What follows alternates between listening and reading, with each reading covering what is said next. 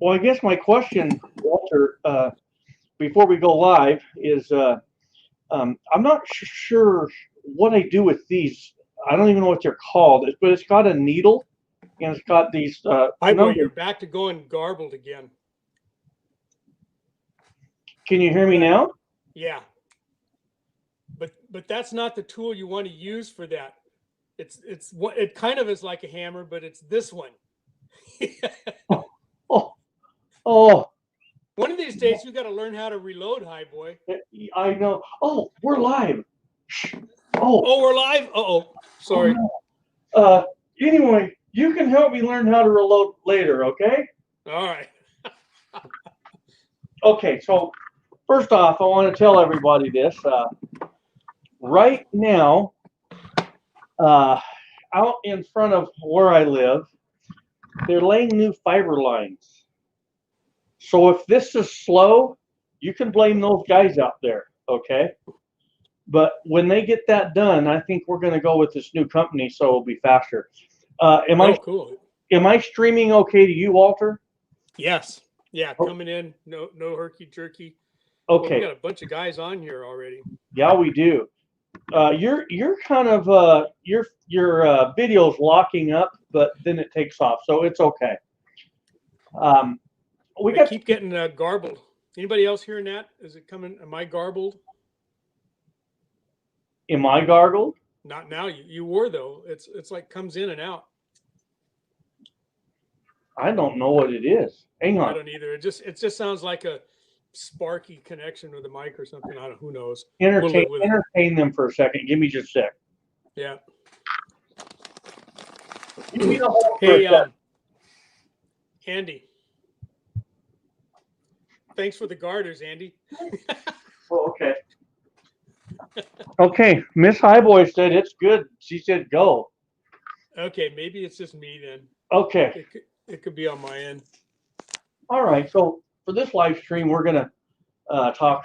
Walter had a really good idea. He said, "Hey, why don't we do a live stream on how to dissect or disassemble a live round, which us as reloaders are reloads." And I thought that would be great, except I said, well, shouldn't I learn how to reload first? And he said, no, just turn the camcorder on. Let's do this. So I want to let everyone get on. Let's give a minute or two. Then we're going to do roll call. And so I want to apologize. If you notice, guess what I've been doing, Walter? Well, mine are just as bad. You've been working on your truck, haven't you? Fuel system issues. But I'm like a dog. I bite in, I don't quit, and I think about it. You know. But here's what I will tell you this. I put a new fuel pump on today. And when I got everything ready, I started it and I let the truck run for about a half hour. And then I started smelling gas. And I looked, and there's gas coming out of the weep hole of a brand new fuel pump. If anyone's good, bad part is me. So that's what I did today. Andy Irish says brake job. No, fuel pump. Okay, so can you see the comments, Walter? Yeah, I'm looking at them. Got them. We've got my phone. We've got 32 on. Do you want to call them off? Or you want me to? I'll call them off. Let's see. Type in primers. Everybody wants primers for Christmas. Just type in primers, guys. Everybody who's here, and I'll call you off. Hey, Bobby Barlow, Mayasa 58. Type in primers, you guys. Here we go. Andy's here. Harold Farmer's here. Lee Scott's here. Motor 953's here. Info Brothers is here. ND Irish is here. Ward Moyer is here. Marty Mac 63. Matthew UA1. Andy 79 Ford Mustang says rubber bands. Yeah. Long Live 3. 44 Blackhawk. Alaska 1 Andy. Michael Schwarm. the Rosedalian Hillbilly. Did I say that right? 6-shooter Texan. Hey, 6. Reloader 762. Mr. 08 Gold Digger. 1911 Smoking Gun. Jer Bear.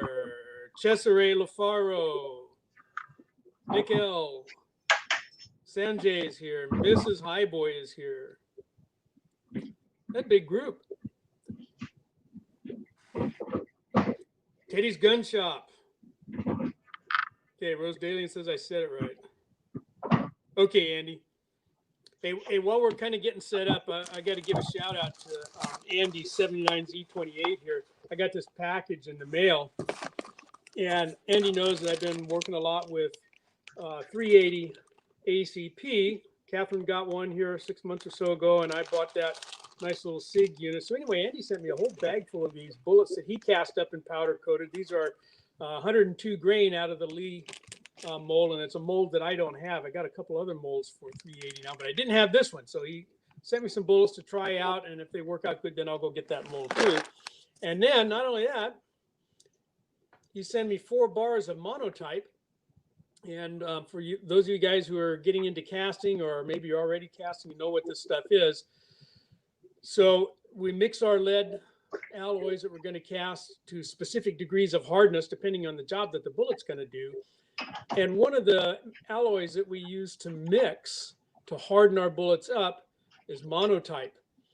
It's similar to linotype, but harder. The linotype back in the old printing days, guys, they would set up those printing presses with a line of lead type, to spell out the sentences that they were going to do. Pull the press, it printed off, onto the paper. And when they're all done with that run, that linotype would get remelted and made into new type. The monotype is harder, and they would use this stuff over and over again. If you look at a book, a printed book, and it's got the nice big fancy letter at the beginning of the first sentence of the chapter or something, and they would use monotype for that, since they'd use it over and over again, it's harder. So this stuff is really nice to have. It's a good hard metal, harder than linotype. So I thank you for that, Andy. Oh, and then what we were talking about is he sent me a whole pile of these rubber bands as packing material. I actually have a use for a couple of these. In the ammo shortage, I'm going to make a slingshot.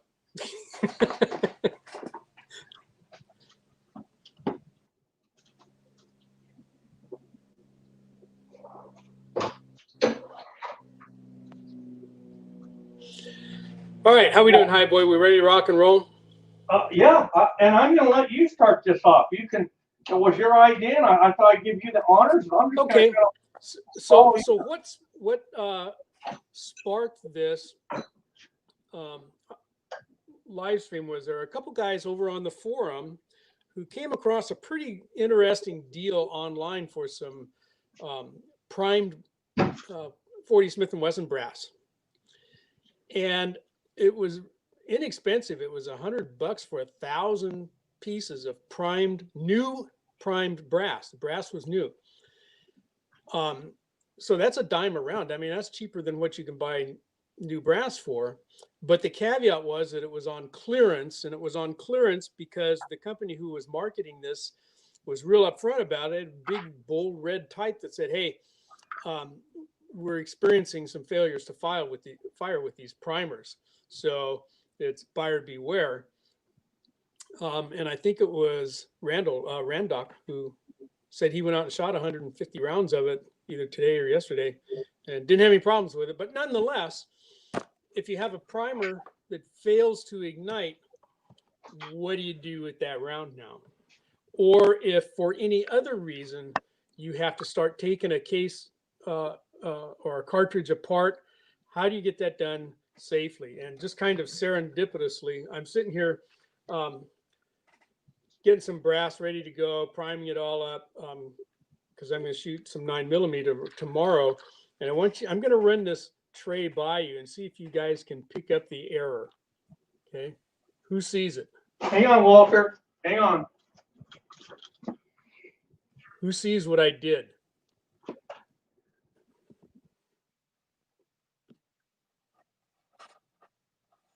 See that one? Where am I? Right there. That primer got seated upside down. So what do I do about that? Okay, and I didn't do that on purpose, honest. I got it. I was loading away, and I'm hand feeding primers into the T7 over here. Okay, you know, I'm sticking the primers on there, and either as I set that in there or as I pulled my fingers away, that primer got flipped, and I didn't see it until I started looking at my tray. And that's partly why when these come out here, these are going to get, the charges are going to get thrown out of my RCBS Uniflow powder measure. But this is one of the reasons why we put these in here upside down before we charge them. A couple things. I want to sight down there and look for high primers. I want to examine all of those. And that's where I picked that up, was in that inspection. It's one of our levels of inspection. So anyway, that primer's got to come out of there, or I have to sacrifice the case. And we'll kind of get into that about, you know, what do you do with a primer like that here in a little bit. But this is more about how do we take these cartridges apart.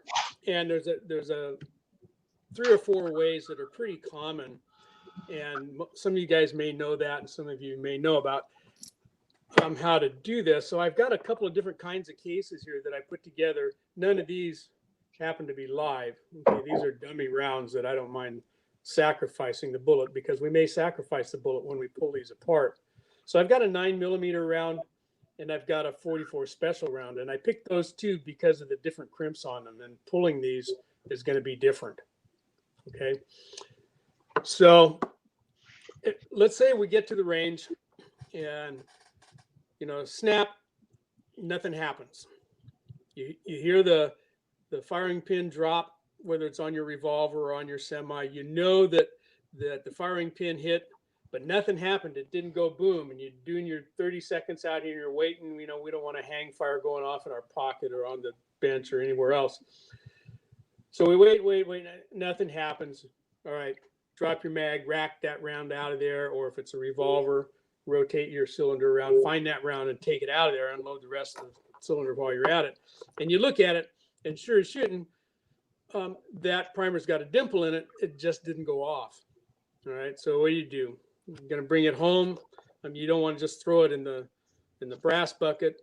I was telling Highboy earlier that at the range where I shoot, I pick up a lot of brass there, and the drill there is you're at a bench, that's, you know, typical of an indoor type range, and there's a brass bucket, and everybody's supposed to clean up their brass and throw their brass in that bucket. We got separate trash buckets. Well, people will throw live rounds in there for some reason. So what I do, you know, I'm getting done shooting, and everybody else is throwing their brass into that bucket before me. Well, I bring that brass home with me. I take a gallon Ziploc bag and bring that brass home, and I sort it out. And invariably, there's a live round in there. So now I'm stuck with somebody else's live round. What do I do? Even though we have a live round container there at the range, you know, people are supposed to put them in there. Their failures are supposed to go in there. Well, I end up getting them at home, and I'm a cheapskate, and I want that bullet. That may be the case, okay? Because that bullet, I'm going to melt back down and recast it. So what do we do? Well, if it's a 9mm round like this, getting these out is pretty simple with a Kinetic bullet puller like this. And you guys have, I'm guessing that most reloaders have one of these somewhere, or you've been looking at bullet pullers. But everybody in the world who makes who makes reloading gear makes a Kinetic bullet puller. Sometimes they're just called a hammer puller, but more frequently I see them referred to as a Kinetic bullet puller. And they're inexpensive. You can get them for 15, 20 bucks. They're cheap. And the way they work is you take your round, it's got a collet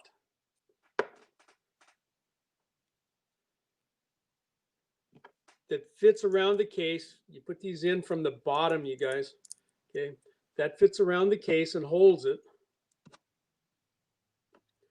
And then this whole thing goes into the hammer like that.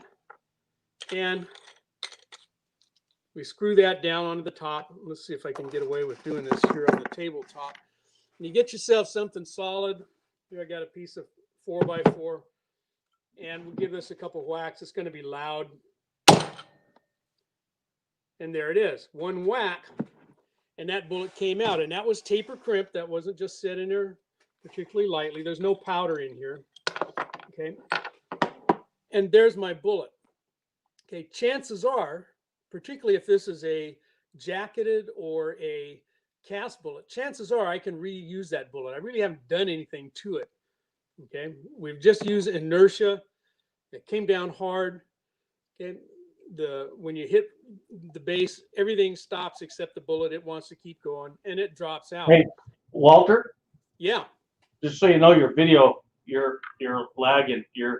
It's only pictures and it's moving like this about every 5 to 6 seconds. Whoa. You know, mine seems to be going really good.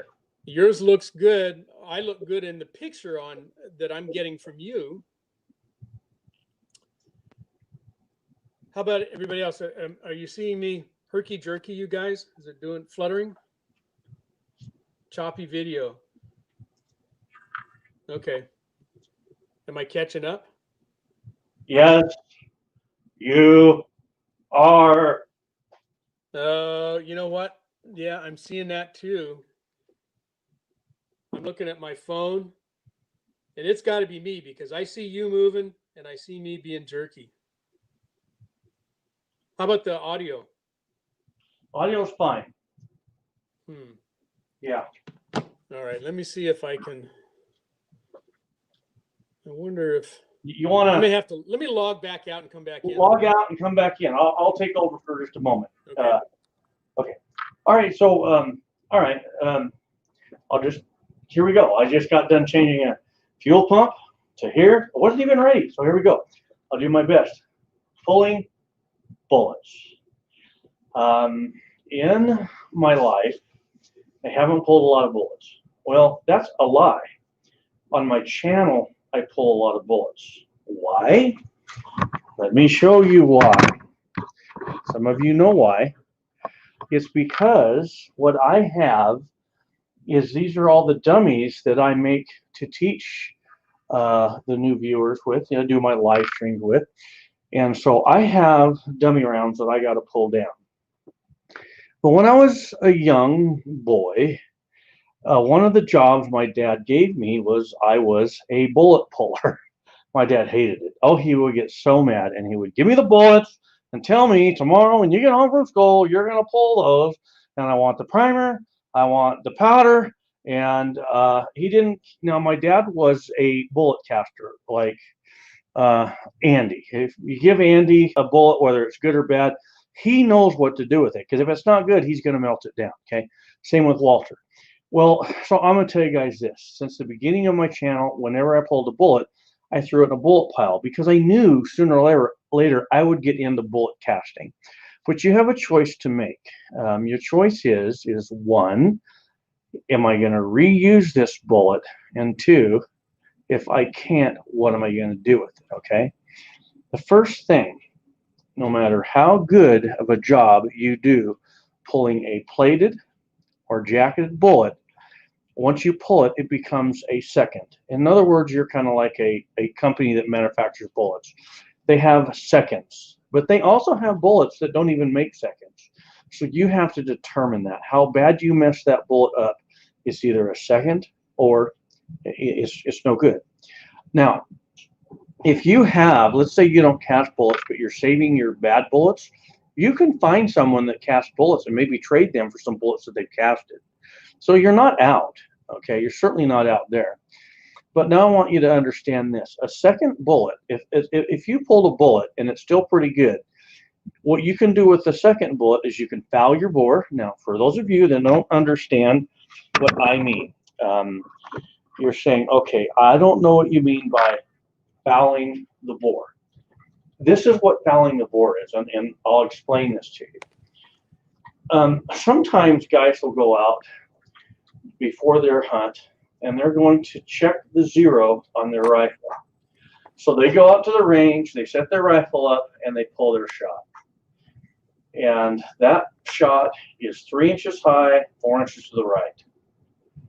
Well, you know, they cleaned the bore end of the last hunting season. They just cleaned it today, and they're like, man, what's wrong with my scope? So they start clicking the scope. They pull the trigger, and now the shot's all over the place. Well, what fouling the bore means, when you take a rifle out that you know it was sighted in last year, you have to foul the bore. In other words, your first 3, sometimes 7 shots, you foul the bore. You'll see that your first 3 to 7 shots, you're going to have this crazy groove. But after you foul the bore, your groups will come in. And I'm over-exaggerating on this, but it gives you an idea. So what you can do with bullets that you pull, you can use those for fouling the bore, okay? They're freebies for that. So when you pull a bullet, that's one thing you can do. Now, I want to talk about depriming cases. And I don't know what Walter's going to say, but I will tell you this.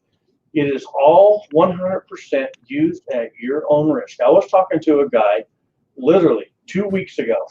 He's really huge in the ammunition world, and he is a politician. He's in the design world. He's been a part of bullet design for very many decades. And he said, can I let you in on a secret? And I said, yeah. He goes, I decap them live all the time. And we got a really good laugh out of that. You see, what you don't tell people is that it's okay to just decap a primer. You don't do that, a live primer, because it can go off. So we're going to talk about these things. We're going to inch through it. I'm going to show you how I pull bullets. Walter's going to show you how he pulls bullets. And we'll just inch through this. So Walter, can you hear me? You there, Walter? Walter, you there?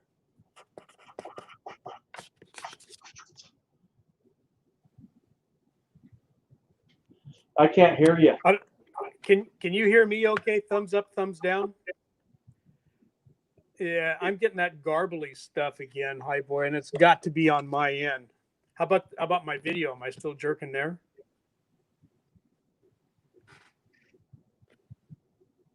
Still jerky? No? Okay. Yeah, it's got to all be on my end. Okay. Are you on your cell phone? Yeah, it's got to all be on my... I'm going to try turning... I wonder if I got something in here interfering. Okay. Keep I don't working know on what it is. It sounds like it's an interference of some kind. I don't know what's going on. It's all me, though. Okay. So I'll just keep running with this, okay? Okay. I got you good now, but it comes in and out. Okay. Do you want to go? Go for it. Oh, yeah. Yeah, sure. So I lost go. track where we are, and I shut my other iPad down because I thought that might be interfering. So I can't see comments at the moment. That's okay. So anyway, that, I left off with the Kinetic bullet pullers, and they're pretty handy, as you saw when I did that, or maybe you saw, with a taper crimp cartridge. Those come out of there pretty easily, but with this, with that roll crimp on this big cast 44 bullet, this isn't going to work. No. I mean, it might, but you're going to have to Lizzie Borden it, okay, 40 wax, and it just takes a long time. They eventually will come out, but it is tough to get a Kinetic bullet puller to break that roll crimp off of that crimping groove and open that case mouth up enough. Okay, it can happen. But go ahead. By design, because you're not directly pulling the bullet, the Kinetic bullet puller or the hammer type bullet puller, it it should be defaulted to being used on cartridge cases that either have no crimp or a taper crimp. In other Exactly. words, some guys, they don't crimp for their 223 Remington. Well, if you got to pull those bullets, that's where this is going to shine, something like that. But Right. if you're going to be pulling a bullet from a 44 Magnum, you're gonna. And I gotta tell you guys, I hate kinetic bullet pullers. I hate them. Okay, keep going. Yeah, I don't hate them. You know, I'll use them just in the Yeah. In the manner that we showed. So this is a collet type bullet puller. Okay, this one mounts in your press, and this one happens to be made by Hornady, but everybody makes them. The RCBS, Forster, Redding, Lyman, they all make a collet type bullet puller. And the ways these work is inside this die body is a collet like this. Okay, so this fits down in here, and those are sized specifically. It's one of the drawbacks of this kind of a puller is that it's caliber specific, and so you got to have the right collet. They usually come with a set, but inside this case is a push rod, and after you get this thing set up, what happens is that your handle, some of these are screw tops, and some of them, this one happens to be a cam, is that one way or the other, one way or the other, those collets get closed around the bullet, and it squeezes it, and we pull the bullet out, and I'll show you how that works. So this is going to just screw down into my Pretty much press. all the way froze up on your video. I froze up again? Oh, yeah. Oh, man. I'm sorry, guys. I don't know what's going on. Can you hear me, though? You want to know, I'm going to tell you right now, anyone that's going to be involved in live streams, you got to expect it. It's how it is. At work, we were doing the Zoom thing, and some people were getting upset. We're like, this is... our cable company told us the same thing you did. They're going to be pulling new cables, so maybe this is why. I don't know what's going on. But I'll do my best here.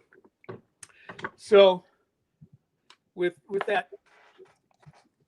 this collet type, let me maybe get in here a little closer where you can see this. So we're going to use our regular shell holder.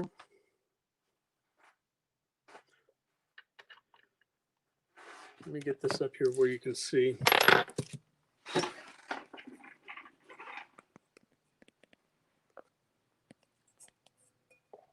right, there it is.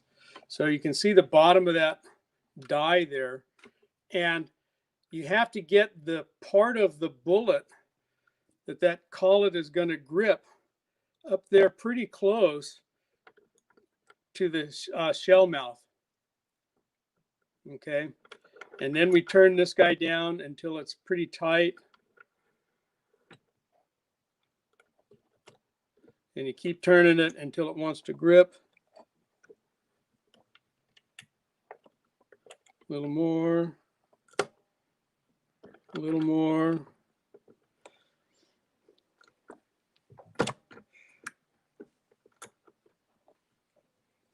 And I don't have it on there tight enough.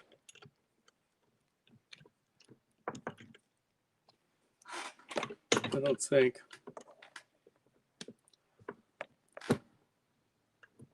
There we go. And so we cam that down, and then switched off. It's hard to do with one hand. Let me see if I can get it back again better, you guys.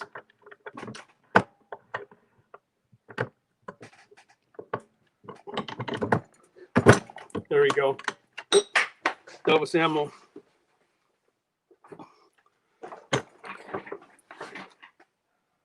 So then there's the bullet. And this bullet's in pretty good shape. I could use this bullet again. But those collets do tend to damage a bullet. It's hard to get past that. But if you got a good jacketed round, and you've put a roll crimp into the cantilever, you may have cut that cantilever. Same thing with plated bullets. If you roll crimped into the cantilever on a plated bullet, you may have compromised the plating. So oftentimes you don't get to reuse the bullet. Okay, you might get to reuse the bullet.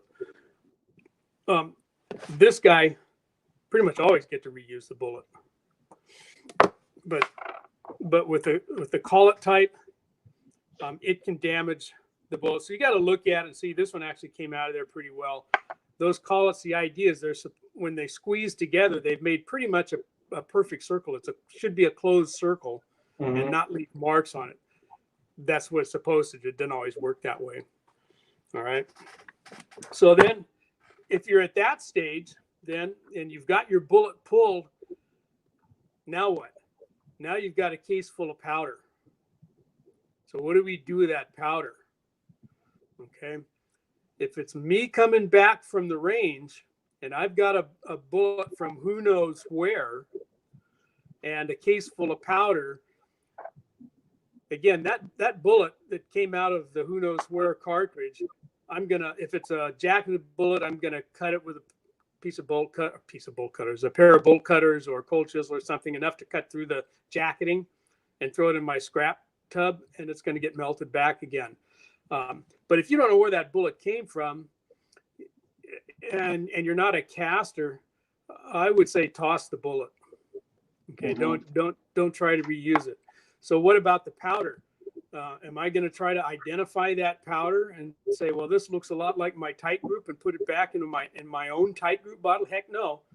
That powder's going into the garden. Even if I bring my own 1 or 2 rounds back from the range that failed to fire, I'm probably not going to try to save that little, 5 grains of powder. I'm going to dump it. I've got too many other jugs of powder that, and I'm pretty sure that's what that powder was. I'm pretty sure it was tight group, because that's what, no, I'm not going to save that powder. If I'm at the bench and there's nothing else out here but the project that I'm working on, and I've got to pull a bullet because I did, I got in here and I got that one that had the primer in backwards. And I realized that, okay, that's got to be pulled down.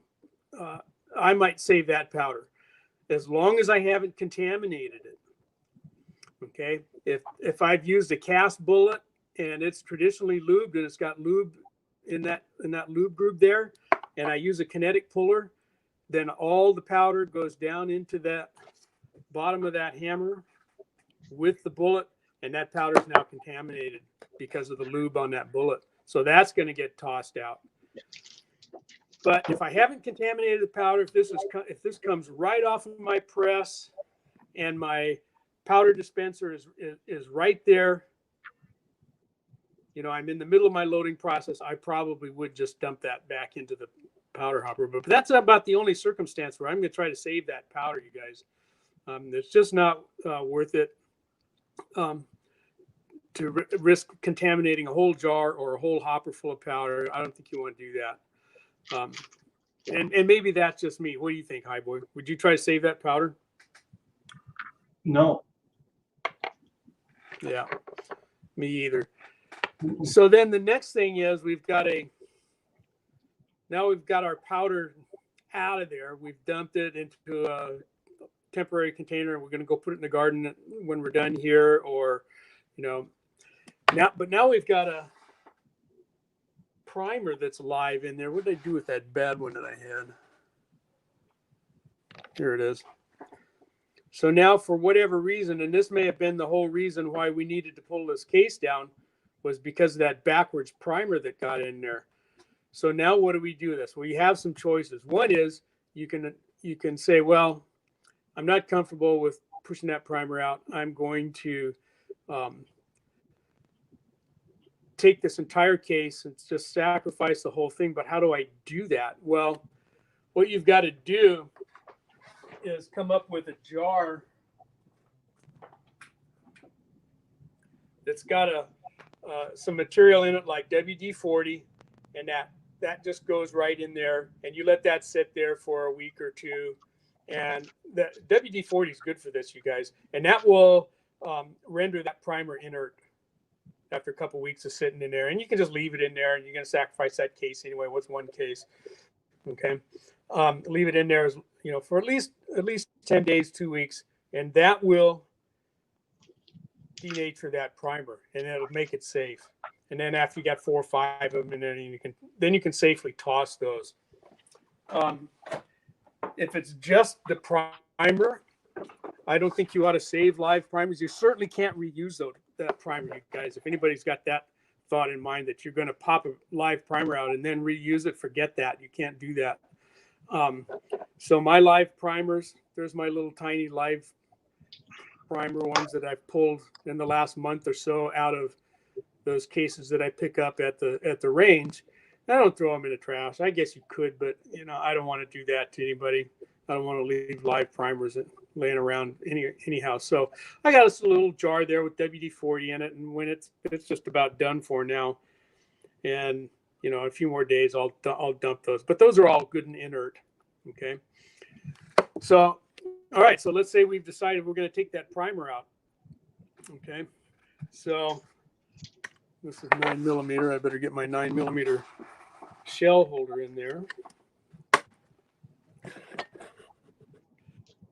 So we can do this in a number of ways. You can use your sizing die. I choose to use a universal depriming die. And that's what I've got in here. Okay, this happens to be by Lee, but Mighty Armory makes them. They're a really good one. I don't have one of theirs, but I know Highboy's got a couple of them laying around there. But I don't want to put a case that's particularly one that came from the range. I don't want it going up in my sizing die. Okay. So what I'm going to do with this is we're going to just ease that primer out of there. Okay. And even me, as blind as I am, when I go to dealing with live primers, I get an extra set on here, you guys. Just in case, that's probably overkill. All right. So we're going to take this up, and I'm just going to ease that primer out of there. There it went on the floor. Okay, because I didn't have a catch down there. But you can't go up here and slam it. Okay, you don't want to slam that anvil down into the top of the primer cup. Okay, you can get up there and you can feel that contact. You're not gonna take this out of here like you do with spent primers. Yeah, go ahead, Highboy. So yeah, ease it on out of there and capture that primer and put it into some material that's going to denature it. And WD-40 is a good one for that. But you can do this. You just don't do it as fast as you would like you're running a bunch of cases through and you're depriming, one right after the other, fast, hitting those. Roll that up there and just ease that guy out. Okay. Just ease it out of there. You should not have to ever be looking at the condition where you've got, 500 of these to do. For one thing, I'm being the cheapskate and at the cost of primers these days, we don't want to let ourselves get into that position where we've got that many that we're going to have to pull down. But it's not uncommon to come back from the range with one, or to end up having to do one during the loading session. But you can do it. You can do it safely. Protect your eyes. Don't have extra powder and stuff laying around.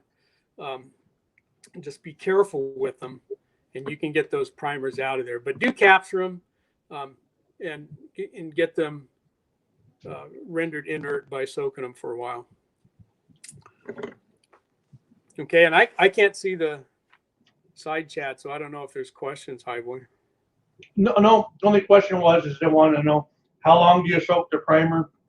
And it's 2 weeks, and I'll go over that just a bit. Okay. So there's and I only looked at 2 different bullet pullers here, you guys, and there's other ways to do this. I know Highboy's got a system, and there's a way you can use a pair of electrical pliers kind of like this. There's actually a commercially made one of these called Grip and Pull, GRIP-N-PULL. And they sell a set of, it's very similar to our electrical pliers here, but they're a little pricey. And these were, especially, these are really good for rifle pliers. And I know Highboy will probably want to demonstrate that method, but. The Floro's got a question. Why can't you reuse the live primer? I'm going to get into that. Highboy, I missed that. I'm sorry. Cesare LaFaro wants to know why you can't reuse the live primer. I'm going to talk about that once you're done. Oh, yeah. Well, because when you go to push that, when we go pushing that primer out, that depriming pin is going to push against it. Well, in this case, it was, you know, my upside down primer. So it would be pushing against the outside of the cap of the primer. And it's going to do pretty much to that primer just what your firing pin would do, except slower. Okay. And if you have the primer that's been pushed into the primer cup on your case in the correct direction, then that pin is going to be pushing against the anvil inside that primer. And the geometry of the anvil is now going to be changed. And the chances of that primer detonating correctly, firing correctly, are extremely reduced. Okay, I'll kind of chime in on that. Since we're there, I'll talk about it. So when we think about reusing a live primer, you kind of got to think of the end result. What we as reloaders think is, okay, we're going to reload around with a primer that's been used once. It was deprimed, but it was never fired. Okay, so we're going to attempt to save a primer and reuse it. I have no doubt that it won't work. If you can get that primer in there, trust me, it will go bang. Don't ask me how I know. I have never had one not go bang that I was like, depriming, and I reused them. Okay? You have to understand something before you do that. This is what you have to understand. When we deprime, we save the primer. First off, I want to back up. Why is it that we soak a primer for 2 weeks? I'll tell you why. If you have a cartridge stuck in a revolver and you want to send it back to Ruger, they will tell you you got to submerge the entire revolver in WD-40 for 2 weeks to quench the primer and the powder. Okay? And they're going to use the worst case scenario, someone that sealed a primer 2 weeks under WD-40. And that's pretty much standard for any company that you're going to send them a firearm with a live round. Okay? So now let's talk about this primer. So let's say you have a round, you reloaded, you pull the bullet, you save your powder, and you decap it and save the case, and now you got your primer. You say, okay, I'm going to reuse the primer. Well, what happens is on your primer, you have essentially 3 pieces I'm going to explain to you. You have the cup, the compound, and the anvil. And if this is the cup side, when the decapper, the anvil side, when you come in on the anvil side and decap it, you kind of flex the anvil this way, okay?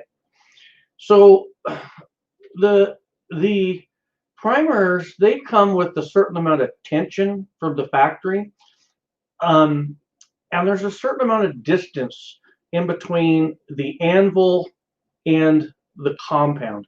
The compound is the actual explosive, okay?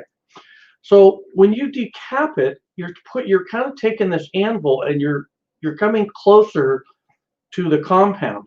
If you've ever heard someone say, well, I was depriming a live primer and it went off, it's because they bent the anvil so hard that it smashed. You got to actually smash that compound, okay? So the problem with that is this. So you just move the anvil a little closer and you decap it. And so you load it into your revolver. And you go out and you load it and you close it. And let's say, as an example, that primer is riding a little high and you close it against the recoil shield. It's not going to take much to push that cap against the anvil and go off. And you have a round in the cylinder, probably not lined up with the bore. Chances 5 in 1 it's not, and your hands are around it. And now you got a grenade in your hand. See, we think of it on the bench. You have to think of it in the firearm. Same with the semi-auto. If you reuse this primer in a 9mm or a 45 auto, and then you go to the range and you're shooting it, and it loads into it chambers, but as it comes back, it hits the breech prematurely. That's a big problem.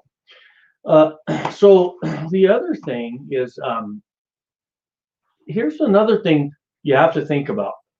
I'm not a dynamite professional. I will never claim to be, but it's got nitroglycerin in it. And when dynamite sits for a long time, the nitroglycerin settles. When nitroglycerin settles upon itself and it's barely moved, it tends to go off. So when you decap a primer, there is a chance that you can kind of mess with that compound. So let's say you decap a bunch of primers and all that compound settles in the bottom of a container and you barely budge it. That's an explosion. Kill yourself, okay?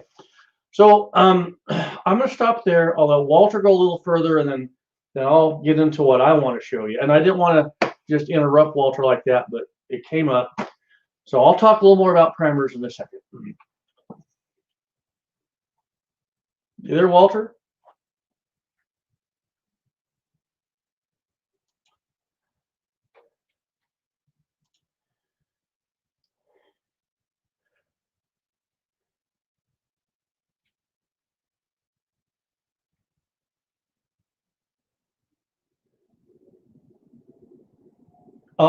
Can't hear you, Walter.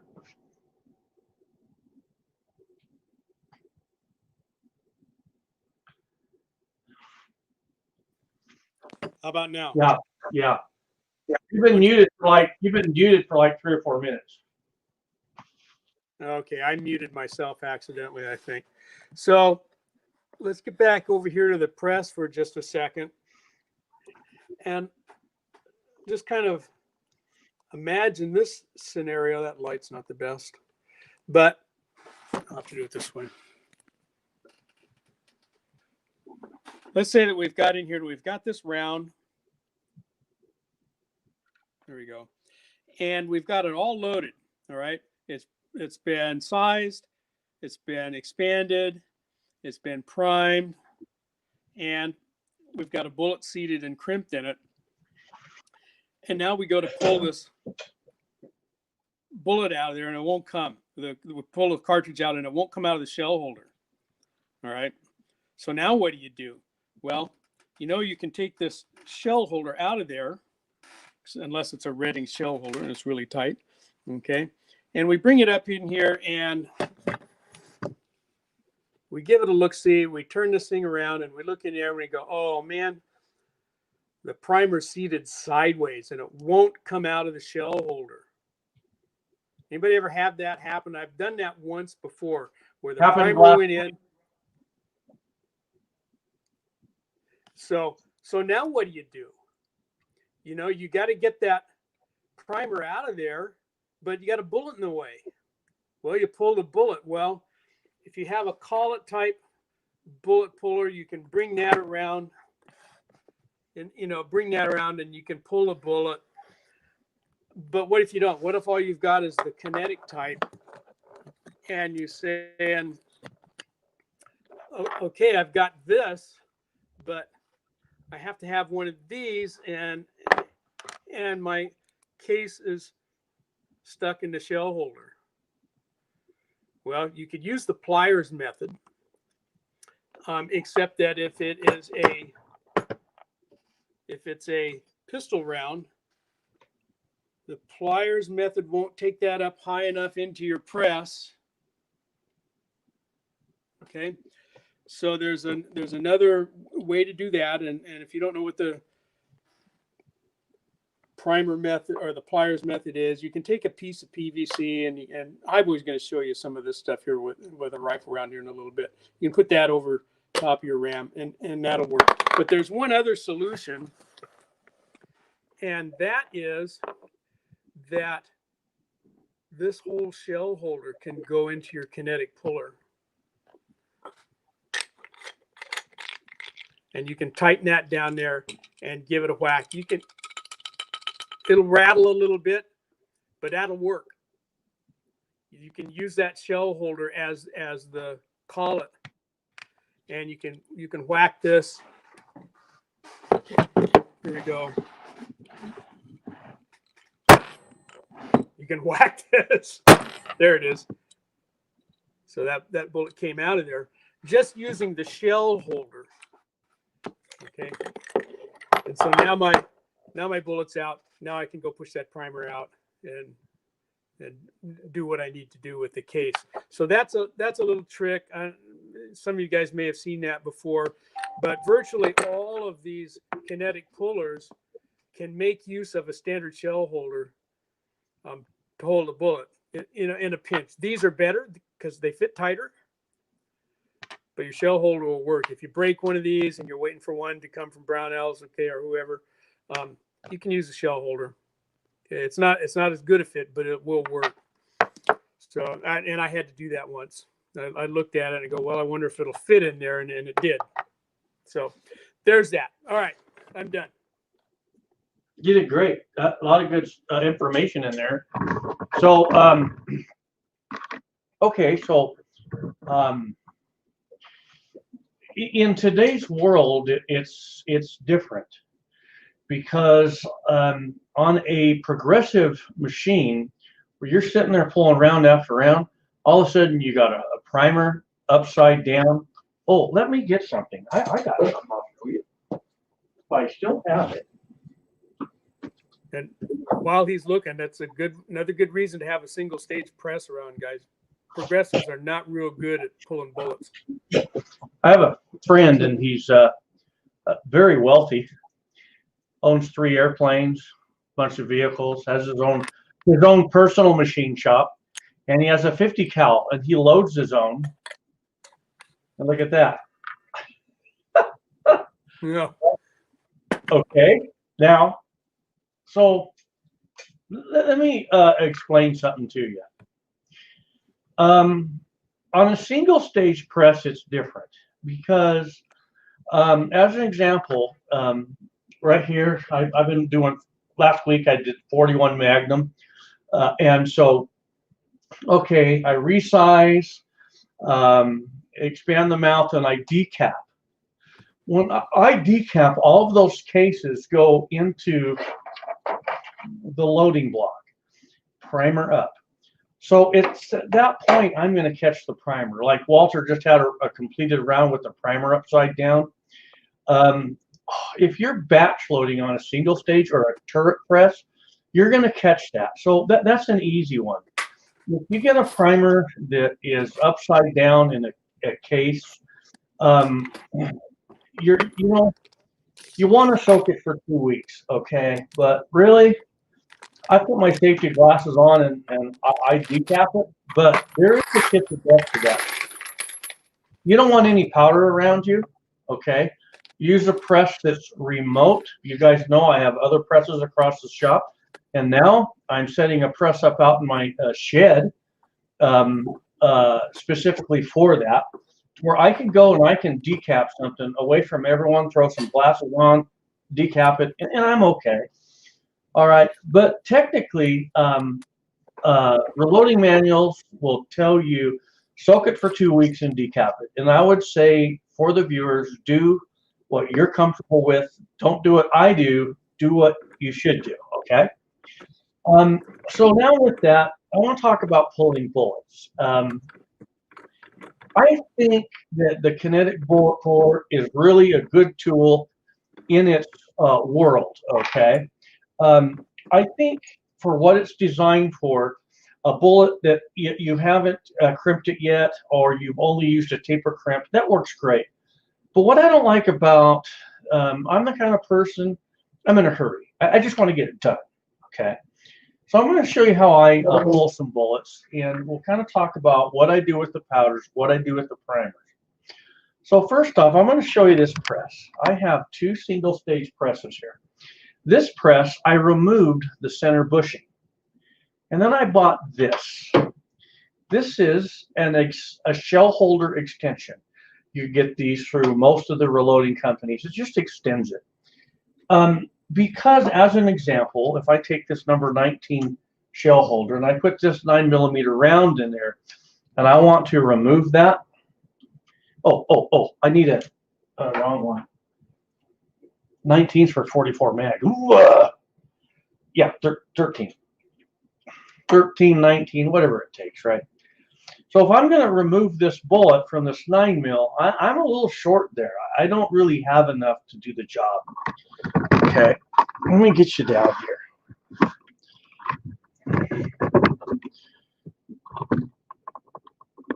You see, I'm too short. I can't get to the bullet. So I can take this extension and I can, watching my camera, I can put the extension into place. I can put my shell holder into place. And it has a little set screw. I can tighten it down, but for the video, I'm not going to. And now I can get to my bullet, okay? Now, what I use simple wire strippers, okay? Now, this works good on, these wire strippers work good on a plated bullet and a jacketed bullet, especially a bullet with a cannular, especially if they're only taper crimped. Where you're going to really get into trouble is when you get into a cast bullet. These are going to tend to kind of strip the lead away, and you're going to whittle the bullet down. So I'll show you another puller that I would recommend, okay? What I like about these, and let me do this. In a minute I'll do this. I'll pull a bullet off one of my 223 rounds. You'll love this. So basically, if I want to remove this bullet, hang on. Oh, you guys didn't get in on this. I'm gonna get you some. Okay, you're not gonna be like this. You're gonna be flat. With the bushing off, you're not gonna hurt this cast on this press. You're gonna be kind of flat. These are inexpensive. I've never broke the teeth on this set. Okay. And get a Harbor Freight. Don't get Snap-on. Okay. Just get Harbor Freight. So you see that I have different widths of jaws. The first thing, be as close to the pivot pin as you can be. It's going to give you more leverage. Okay. The second thing is you want to get as close to the mouth of the case as you can get. Those are the two things. Okay. I'm going to come in here like this.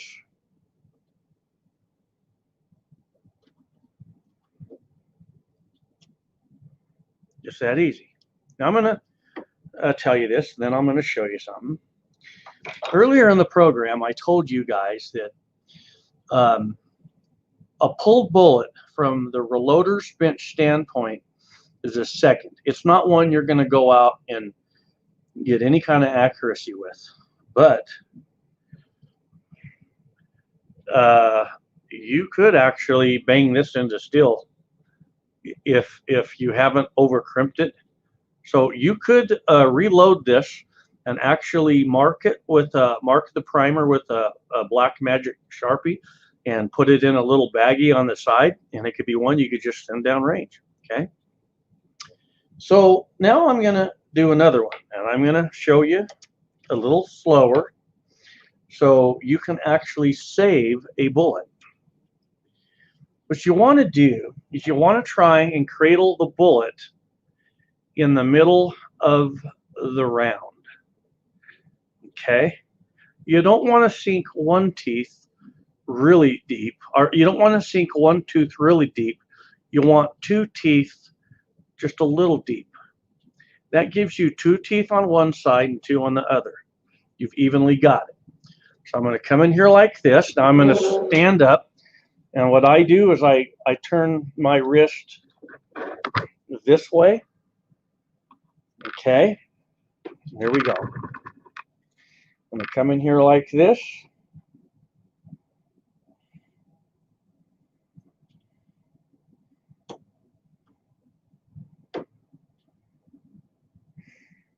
I could technically send that down range. Now, get you another close-up. You guys wondering why I have all of these. I have all these because of my reloading lights and workshops. I make dummy rounds for you guys, and then I have my little bullet pulling parties. So here we are. I come two teeth per side, get it into the round it should be in. Ta-da! Ta-da! Ta-da! And those were crimped, by the way. Okay. Since we're on a roll, let's do one more.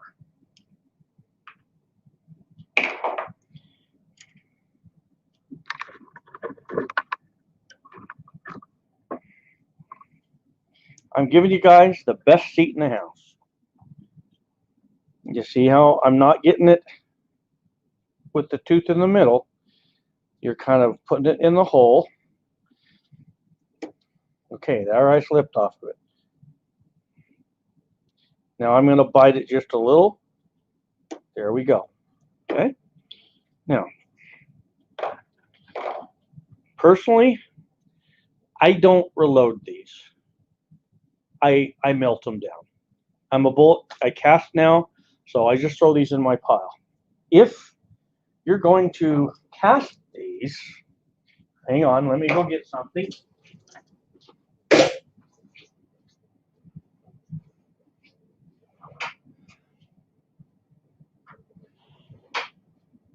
Hang on. This is a game of where did I put that tool at? If you're going to cast these, I found for best results, Walter's laughing, he misplaced the tools also. Get the biggest pair of wire cutters and pierce it. You got to pierce it. You don't really have to. Eventually, this would leak out, but just the smallest hole. Now, once you get your furnace up to the temp it should be, this will be hollow. It'll be floating. Pull it right out, and that lid goes into your furnace. Okay. Now, I'm going to show you. Let's do a 41 Magnum. That should be a 21. Hang on.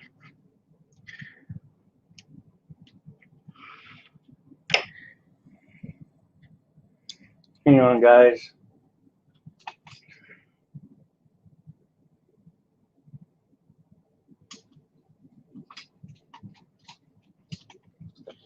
All right. Let's do a 41. This has a roll crimp. And let's see, where? Oh, there's mine. I got too many presses. I really should drop one on the floor and send it to Andy. Hang on. Hang on, I'm getting a shell holder.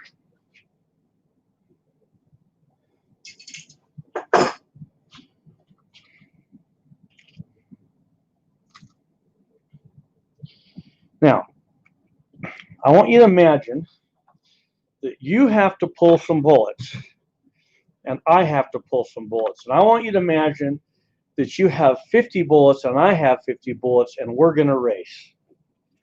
Okay?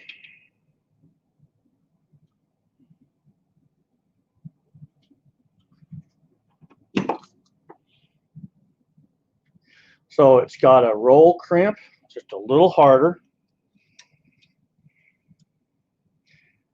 I kind of bit it right there in the cantilever.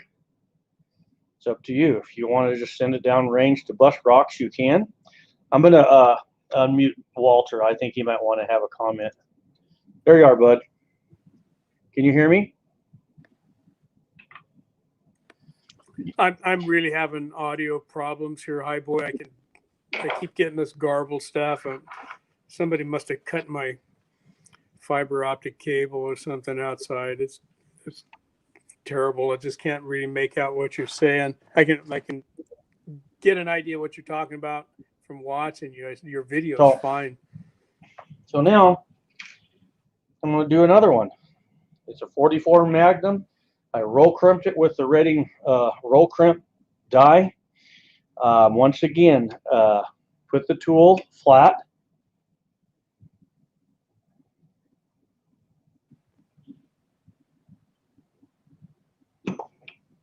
Ta-da! Technically, you can send it. Okay, that's how I do it. I'm always gonna. Nice. What's that? Yeah. Now I'm gonna. What I do when I'm using that method, Highboy, is I take myself a big washer like this, and I set that right over the hole in the press.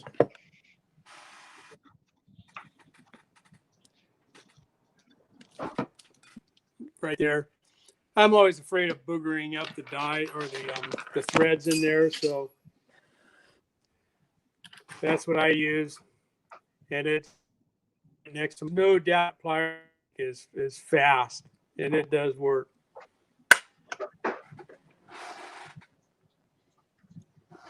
I just dropped something on the floor and I have no idea what it was or where it went.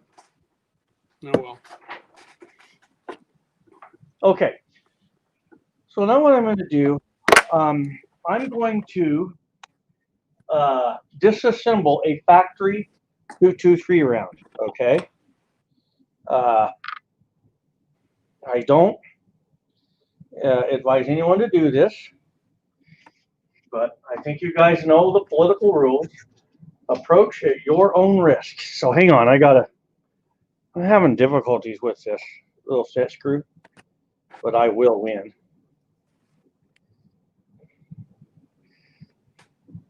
Sorry guys,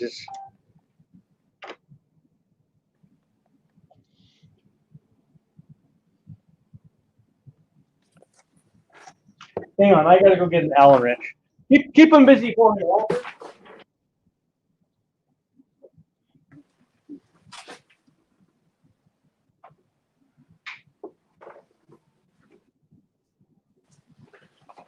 Well, Andy, I don't know what I dropped. I heard it hit my foot rail down there, but I don't see it, and I don't know where it went. It's underneath the car or something. But if I find it, I'm sending it to you, Andy.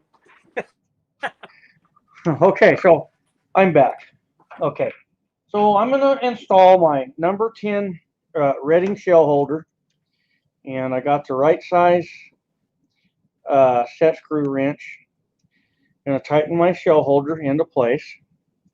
Now, okay, this is a live factory round. I bought these bulk on sale a couple years ago. They were so cheap that I couldn't buy my brass that cheap. That's a good deal. Whenever you see factory that cheap and you can afford it, go for it. Okay. But let's just assume this is your round, and for whatever reason, you have to pull the bullet. Okay.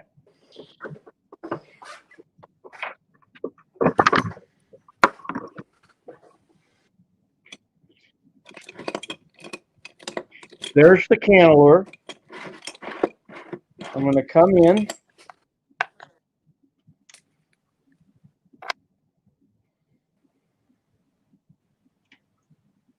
That easy. This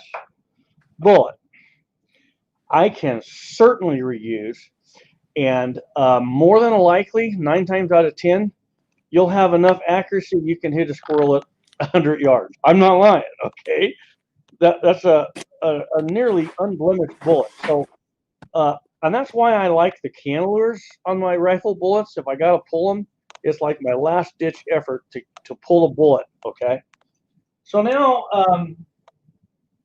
let's just pretend this is your load and you know what powder's in this. If you just loaded it, you know what powder's in it, you don't have any bullet lube, absolutely. If you have that container there and you know where it goes, I would tell you to save it. But if you don't know, then you're not going to save it.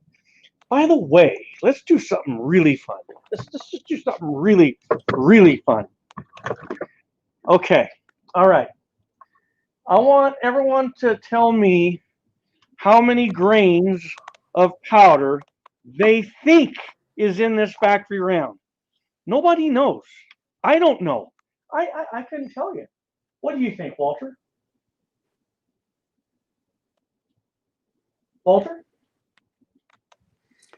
24.5 grains.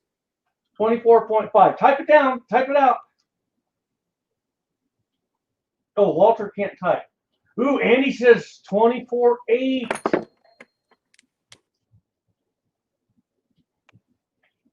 Black Hawk Tactical 25.7. I'm going to give you guys a second. Come on, man. 23.8. Anybody who's loaded 2 through 3 knows it's going to be somewhere between 22 and 25. It's got to be in there. It won't be much more than 25.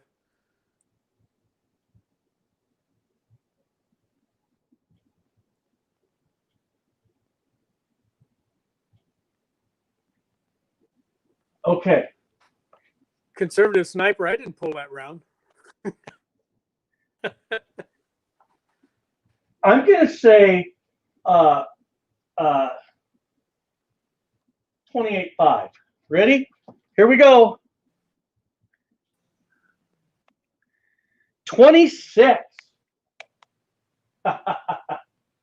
Did y'all see that? Whoa. Did anyone say 26?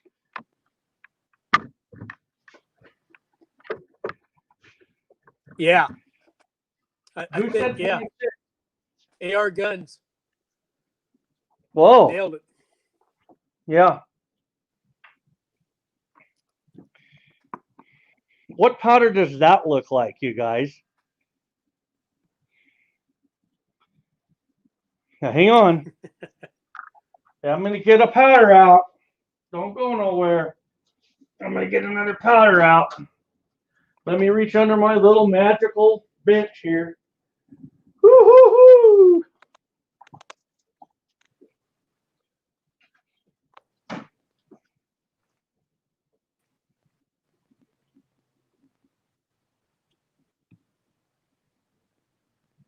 Conservative sniper. Yeah, unique, right?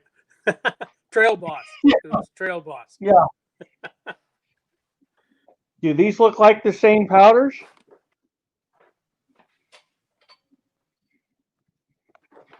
Who knows what powder I'm holding?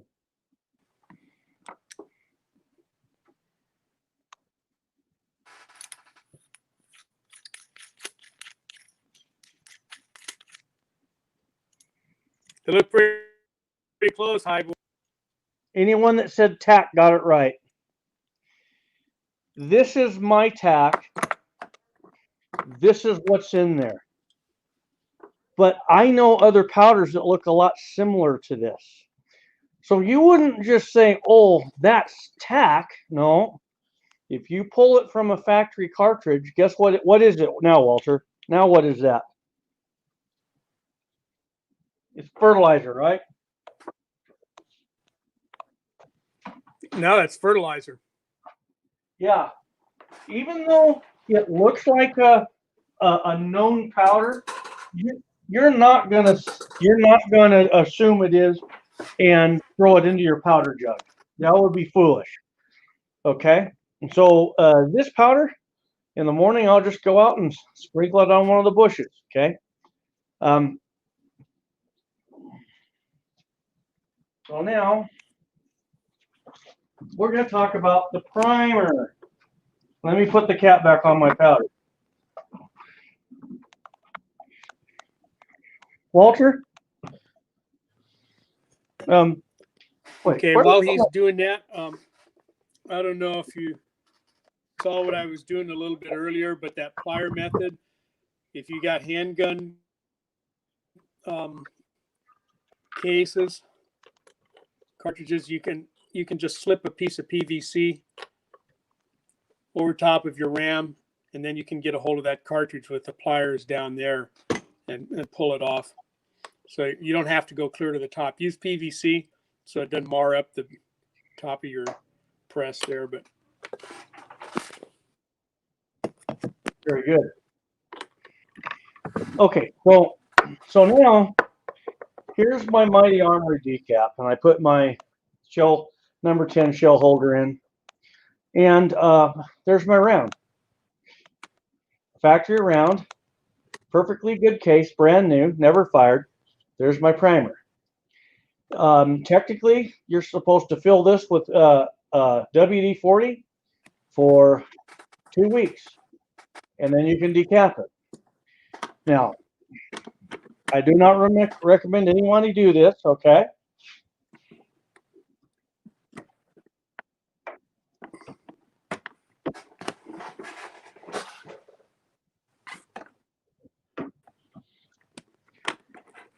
I lost it.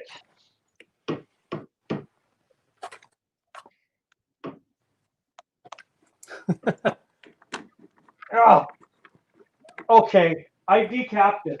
I'm gonna hang on.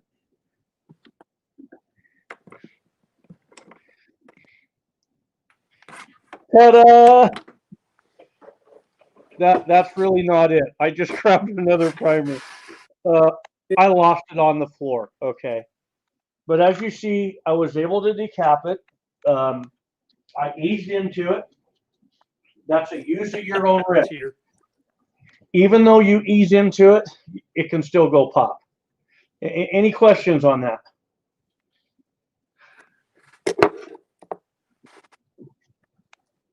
I have no idea where that primer went. As you see, it decapped it.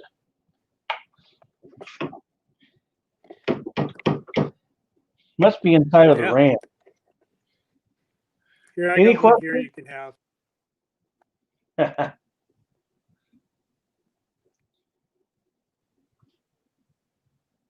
Hey, we'll see you, That's Andy. that one that was upside down, you guys. I know the focus isn't very good. That one that I popped out, but you can see how that primer cap got dented. It got dimpled by the die, and so you don't want to reuse these again. The same thing would happen to that one that Highboy just popped out. You're gonna deform the anvil, and then the geometry of it is all wrong, and it's not likely to fire properly. So, oh, look what we got here. What do we got? Okay, I'm going to show you. I didn't know you had that tool. Oh yeah. They work great. I'm going to pull some bullets for you. So, this is really old. See you, Andy. This was my father's, and I inherited this from my father. He gave it to me a few years before I started my channel. I remember using this years and years and years ago. I don't think he had this when I was in high school. It was after I had graduated. I could be wrong. So what you have is a die body. This is a really good puller. This is how this works. Run the ram all the way up. I haven't used this for about 3 years. Last time I used it, I did it in a live stream. I run it down until I just touch the shell holder, and then I back it off. I don't even know if that's the right instructions. It's just how I do it. I run my lock ring all the way down. You can find these on eBay. I guess RCBS still sells the equivalent. And you're going to tighten it down. What do you guys think of my crescent wrenches? Or is this a nice set of crescent wrench? I want to say this was made in like 1929. Jamestown, New York. Okay. So once you have this set into place, then you need your shell holder. I'm going to pull these 303 British. I'm going to ask Ronnie, Reloader 762. Reloader 762. I want you to watch this. I'm going to have a question for you, and you'd better answer it, or else Walter has to answer it, okay? So this is how this works.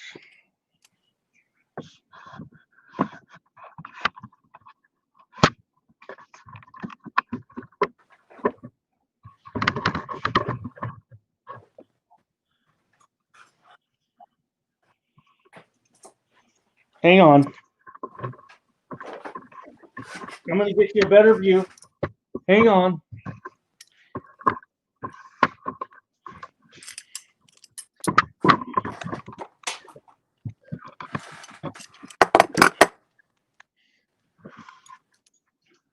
There we go.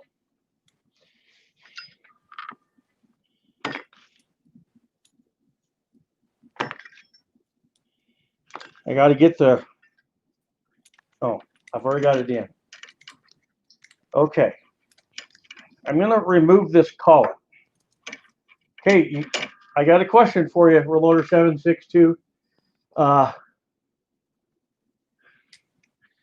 Okay, this collet is for the 30 caliber, 303 British, okay? What you do is you put it in there like this, push it up, and you start it threading in like that. Then you're going to take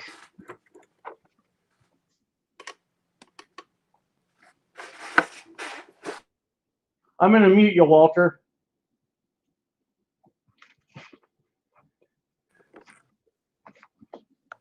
Okay, sorry. Now, remember when I was pulling these with the wire cutters? The trick was to get right near the mouth. That's also the trick here. Get the mouth of the case as far up in the collet as you can, and then tighten it. Now, these are tough. Don't have this pointed at you. You'll spear yourself. Okay? You don't want to run your hand into that. Now, what I'm doing, okay, Reloader 762, I'm gonna talk to you in detail about this. No joke.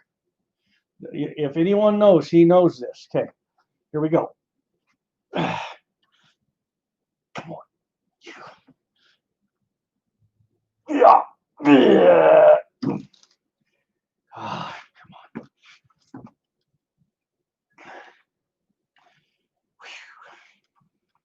Come on.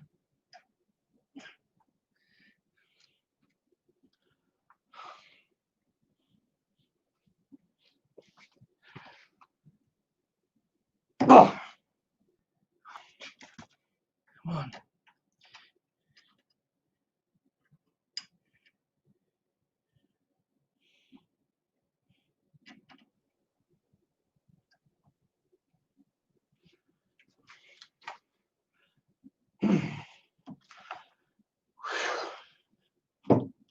Yeah.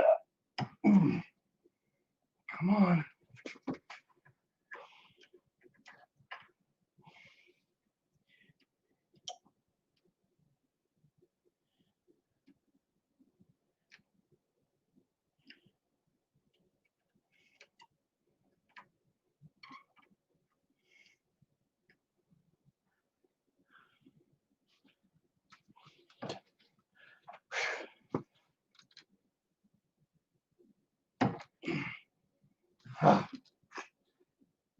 You.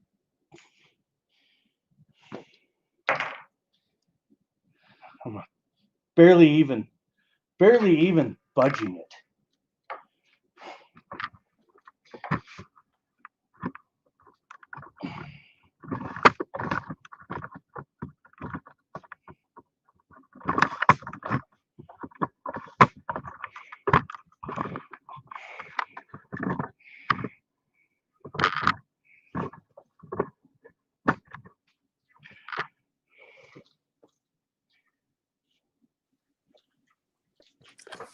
While Highboy's doing that, we should mention too that with these collet type bullet pullers, if there's not enough square shoulder on that bullet exposed for the collet to grab a hold of, in other words, if the ogive of the bullet begins right at the case mouth, those things can't grab on very well, and you're probably not going to get them to work. That's why it's a good idea to have a number of tools in your arsenal here on how to get these bullets pulled.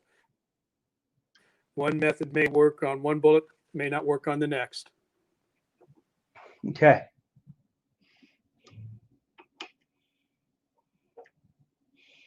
Get as close up to the jaws as you can.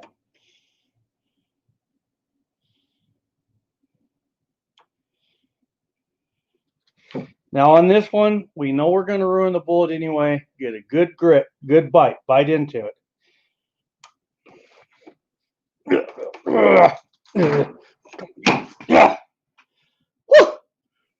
Look at that. Now, let's just see. And then I got a question for Ronnie here. I'm going to ask him this.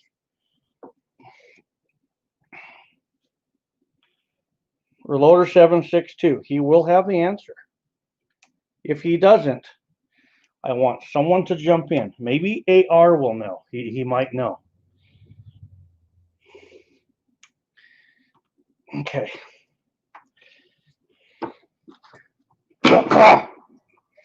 Look at that. This method, ain't nothing wrong with this method, guys. Okay? Put it this way. If these can't get it without damaging the bullet, you're not going to pull a bullet with the collet type anyway. I mean, you're gonna have to come down so hard, you're going to deform the bullet. So this is a really good way, whether you can save the bullet or not, okay? And it's cheap. So just get you, okay, I like this redding. It's cast. As long as you're coming down flat, you're not going to hurt nothing on it. So now I have a question. And I know that Ronnie's sitting back right now. And he's kind of rubbing his chin saying, okay, what's the question? Well, here's the question. I might have to get a flashlight for this, but maybe not. It's all hard in these. Walter, can you hear me? What's the deal? Okay, hang on.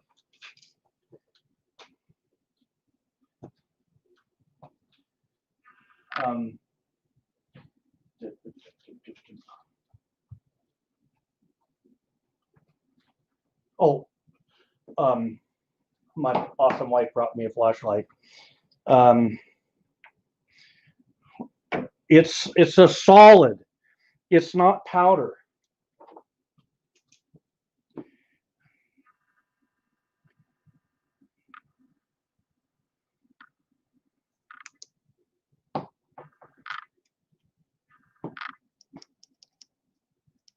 It's like concrete in there. They're all that way. All of them are that way.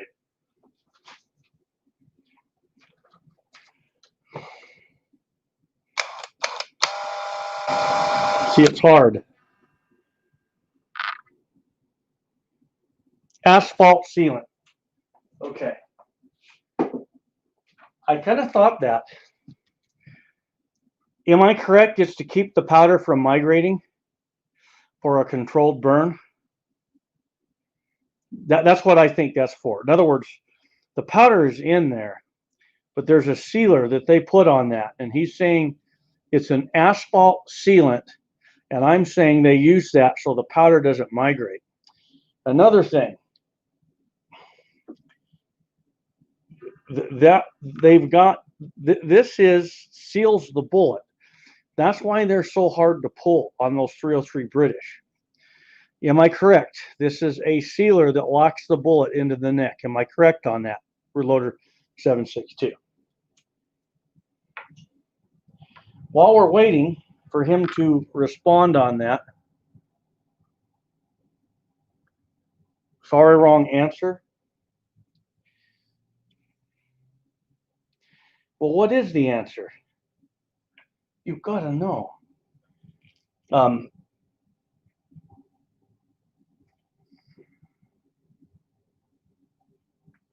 Oh, you're saying, does that cartridge have cordite powder in it? I don't know.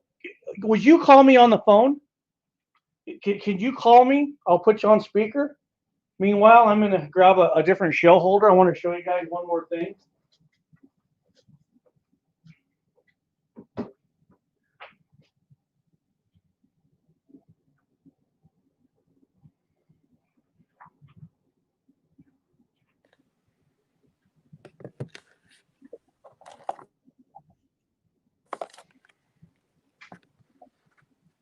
This big 50 cal has got that sealant material around the bullet too. Isn't going anywhere. Hey, buddy. There's a material in these guys too hard to see. It's kind of green looking. Do the camcorder around the primer as well. Those big guys.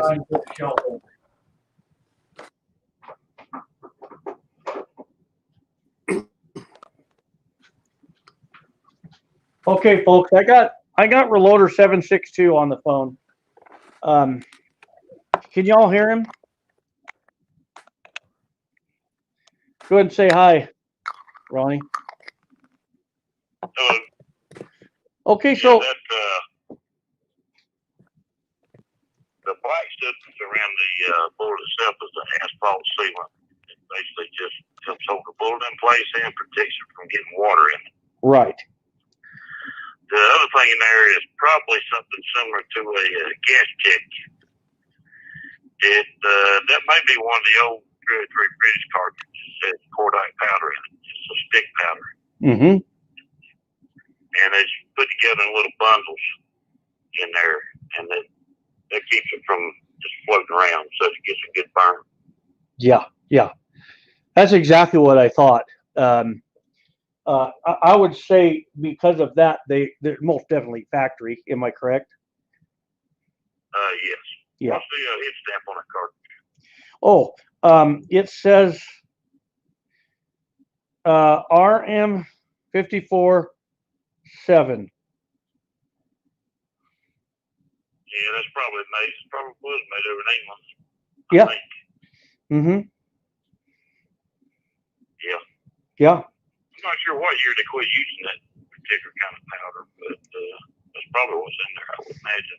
I have a handful. Does it make any noise when you shake it? Oh no. They're solid. That stick powder.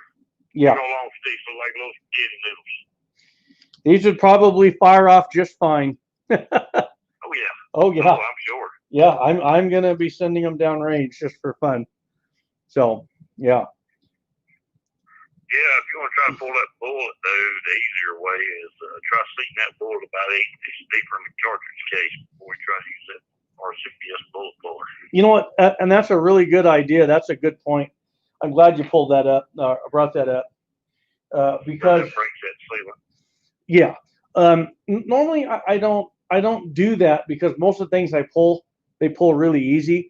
But you're right. Yeah. On these, I just wanted to kind of show how ornery those were with that sealant in there. But yeah, just so the viewers know what Ronnie's saying is what you can do is run these into your seat die and seat them in a little further, and then they'll break loose. I don't have dies for 303 British, but I could use pretty much any typical 30 caliber die.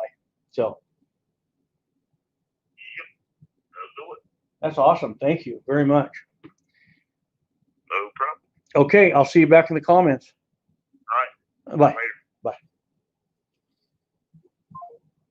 So you guys, Ronnie, if he had his own channel, it would be on steroids. He's forgot more than I will ever know about reloading. So whenever you, if you want to, if you have questions on reloading, go to 76highboy.com and look for Reloader 762. If you got a question and we can't answer it, he will answer it most certainly. So I want to pull one more bullet for y'all. I'm looking for a shell holder, so let me get it here.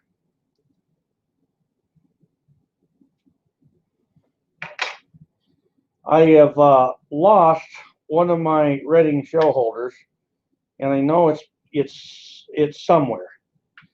It's where I put it last. I know. Hang on.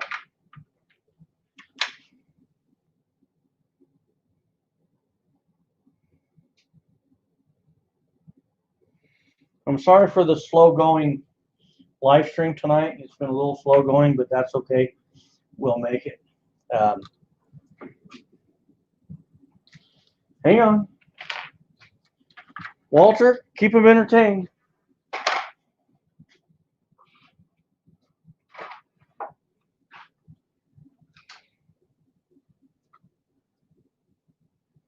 Okay, here I come. Here I come.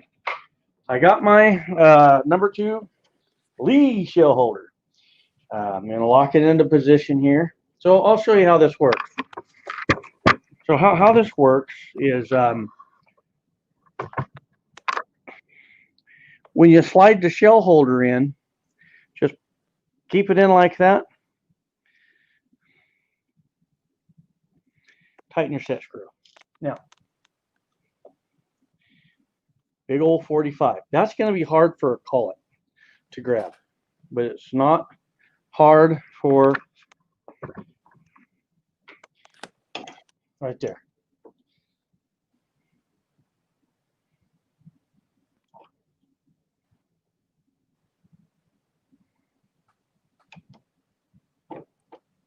See that?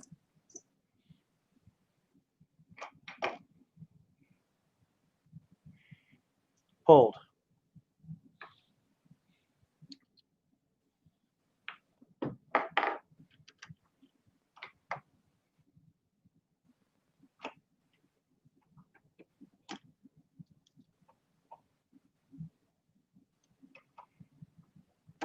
That bullet right there, I'll melt down.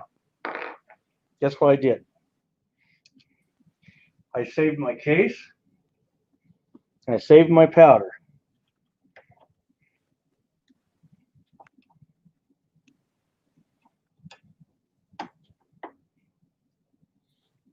That easy, okay? Now, look at that. Had the powder, didn't have the primer. Now, here's a lesson for you. Okay. When you have a round that you've ran through your progressive press, that's exactly where this came from. When I got done, I saw I missed a primer. What you don't want to do is you don't want to put a primer into the shell holder and seat it, because there's a chance you can cook it off. What'll happen if you cook this off in this shell holder? Let's say you put that in there and you're going to seat a primer and you have powder and a bullet in that. When it cooks off, the bullet's really not going to go anywhere, but that case is going to go everywhere, and that case is going to bite you. So you just got to be aware. Now, I'll say this softly. You see this unique powder in there? Do you see it not coming out of this flash hole? No, you don't. Now I'm gonna give you some little inside information to think about. Are you ready? Okay, here we go. I want you to think about this. What makes a primer cook off? If you're going to seat a primer into a case that's locked, that you've got loaded, but you missed the primer, what happens is the powder funnels through as you're going to seat the primer. Well, that's not going to work because now you're losing powder, right? But think about this. Some primers, they just need to be budged a little more. That's a no-no. If the primer needs to be budged, you need to tear it all the way down. But notice something. the unique doesn't fall out. So if I'm loading a big flake powder like this and my primer is extruded out, this is me personally, do what you want. I will seed it, especially with a hand primer, like the little Lee. That's what that comes in handy for. So properly done. If you have a case like this that is got the powder and the bullet, you just tear it down. If you have a case with the powder and the bullet and the primer is sticking out a little bit, you're supposed to tear it down. That's what you're supposed to do, okay? So you kind of approach this all at your own risk. Now, I am going to pour this back in my unique container. Why? Because that came out of my recipe of unique and it hasn't left my bench, okay? Any questions on that? And I'm not doing this thing where you should do what I do. I'm saying do as I say, not as I do. Does that make sense, Walter?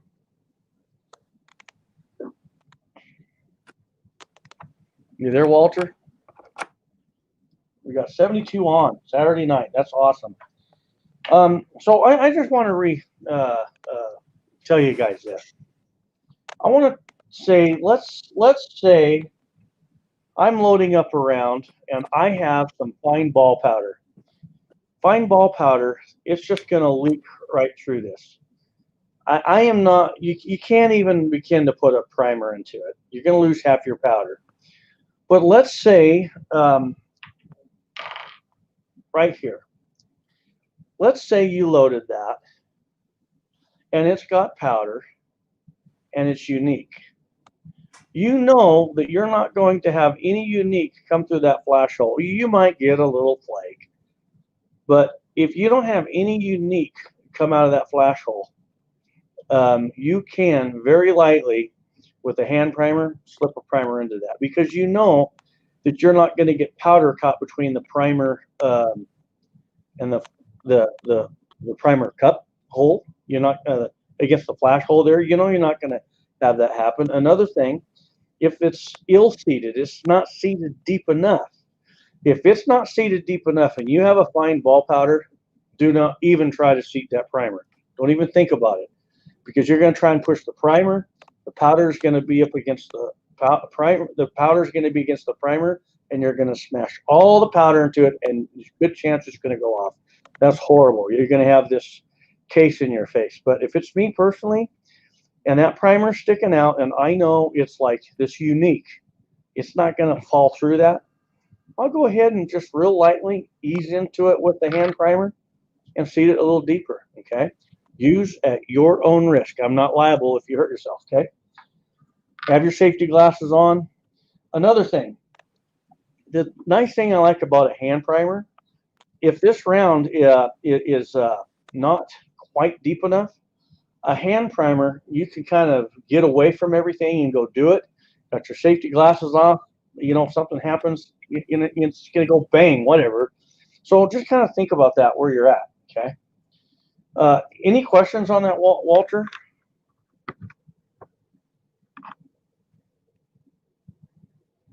Yeah, I was just going to mention that I'm still having a lot of audio problems here. I can barely hear what's going on, but I've done this exact same thing. The primer that's a little hot, and for whatever reason, it didn't seat right, and you look at it and you go, I don't know what's up. So I will try the same thing, see if I can push it in a little bit more with the hand primer. And if that doesn't work, you know, then that's telling me, well, there's something up with that primer cup or something, and I'll go ahead and pull it down and usually end up reconditioning that case and uniform, you know, run that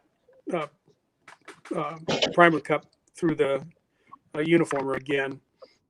Yeah. And it could have happened because there was the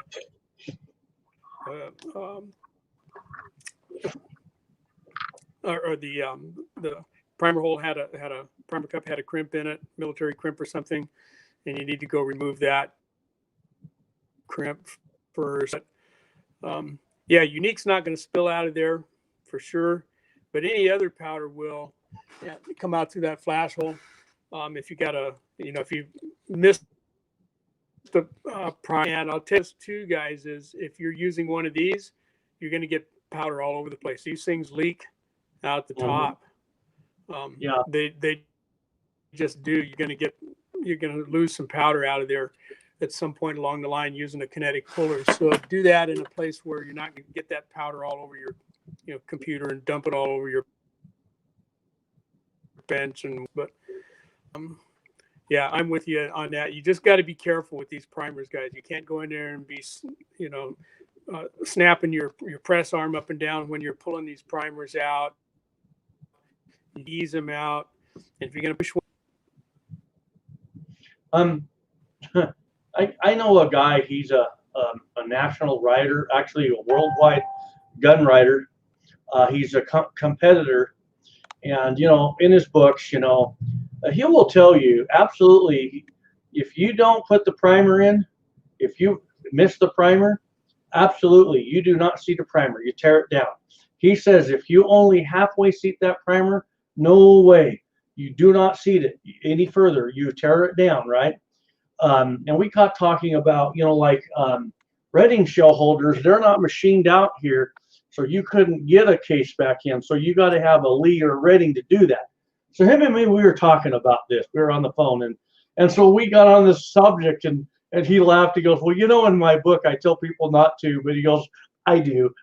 Look, most reloaders, they kind of figure out what they can do and what they can't do. But in the world, you got to have this legal umbrella where people tell you, no, you're not supposed to do that. But you just use kind of common sense, I have a one for you here. I have 2 cases somewhere in my shop, and they don't have any primer flash holes. None. They were manufactured incorrectly. No primer flash holes. So I called my guy, works for one of the big bullet manufacturers, and I said, man, what would happen if I just put a primer in that and cracked it off? He said, it'd just go pop. Nothing big. It'll pop. I said, how do you know? He goes, because I've done it. They do they got to know what. Well, if you could die from that, I'll tell you what, man, they wouldn't be in the business, because there are cases that get by them that don't have that primer flash hole. If that happened and someone would die, gun blow up, that'd be bad, but it doesn't.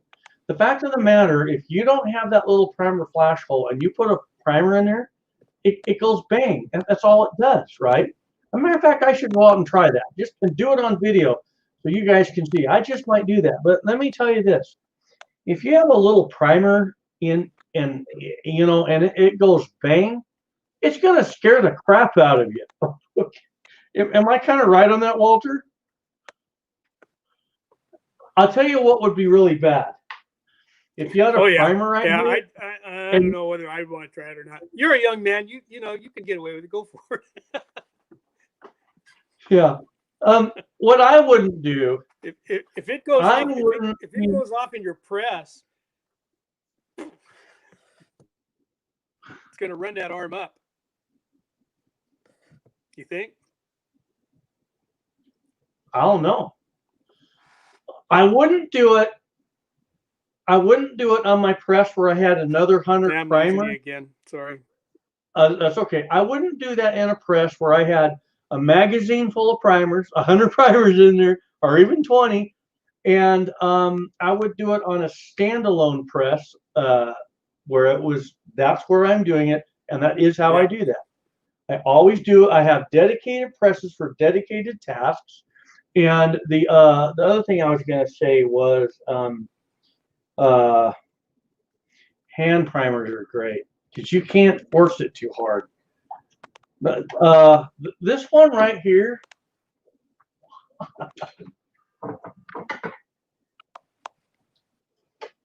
right there, that's a really good one for that. And I've been threatening myself to get another plate and another one of these and set it up in my shed. So if I got that problem, I just go out to the garage and seat it a little deeper and come back in, right? As long as it's not a ball powder.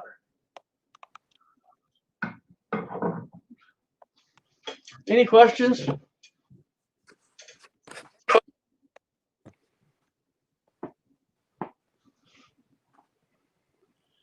Yeah, Merton said it. You know, saying something is one thing. Doing it. Much in the way of questions in the side chat.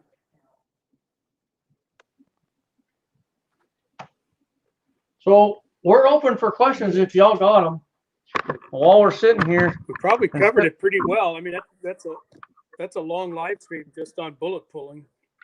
I know.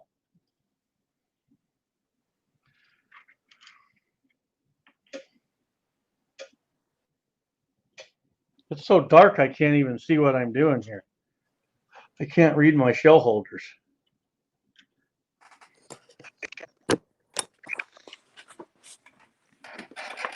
I'm going to walk into my house for a second just to see if it's something in my garage that's causing all of this jerky, but I think it's my internet.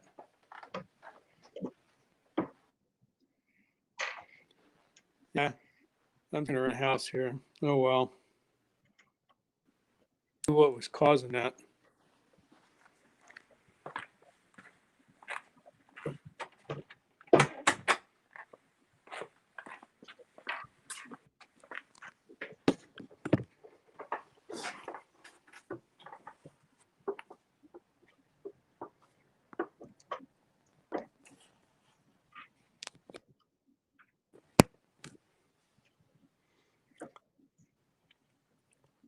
You pulled a lot of bullets there, Highboy. You make more mistakes than I do. I know. I've been telling you for years, I don't know how to reload. Yeah, you're right. So 43 and flowing. He's got a question. Primer shortage, anyone reusing their primers? I'm going to talk a little bit more about that. And I think it needs to be with clarity so everyone understands. I talked a little bit about it. The first thing you have to know about primers. They are explosive. In some of my reloading books from years past, what was the story, Walter, where the guy, he's in the production facility where they make primers, and so what's he do? He picks the bucket of primers up when he's walking, and he drops Oh, yeah, it. carrying a bucket of primers. Yeah, he drops it, and the only thing that's left is his shoes. Blew his body right out of the shoes, and he went everywhere, right? Yep. First up, what's that? Yeah, it can happen, and that's why those primers come in a sleeve. Primer is individually stationed and separated from all of the other 99 that are in that sleeve, and so you don't want to say, "Well, man, I only got 5 boxes of primers left. I'm going to dump them all into an ammo box or something, and then dump them out of those cases. Leave them in those sleeves, you guys, for the same reason." And 33 and 1 was talking about that Primol stuff, and this guy that I don't want to mess with it myself. I got lots of 22 ammo. I'll go shoot that up before I'll try reusing a primer and making my own. Yeah. So the only thing I've done with like primers that I pulled out is wanted to see how effective they would be. So I've taken primers that I've decapped, loaded them up, went out. I have never ever had one of them not go off. But the danger of it is when by you decapping it, you're changing the anvil tension and you're kind of putting it under a preload.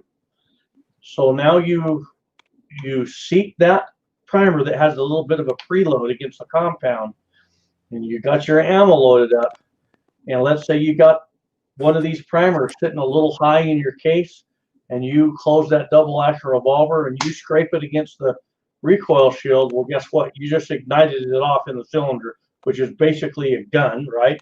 The cylinder is the heart of the gun.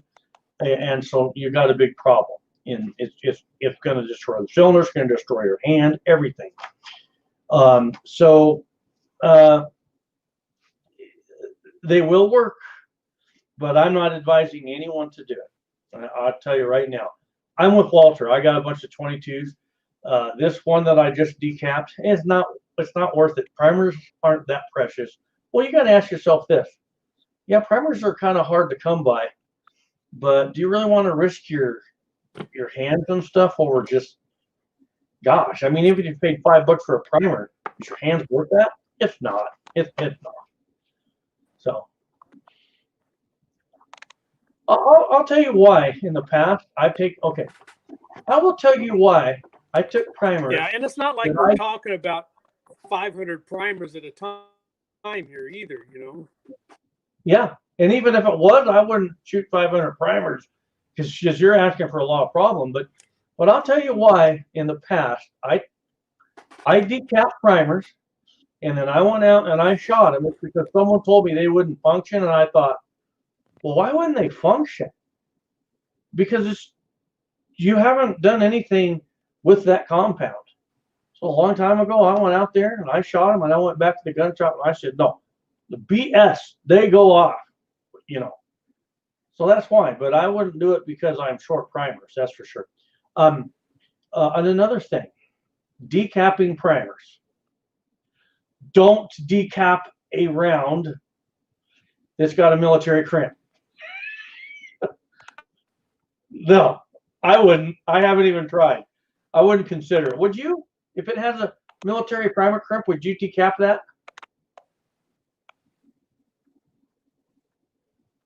Walter?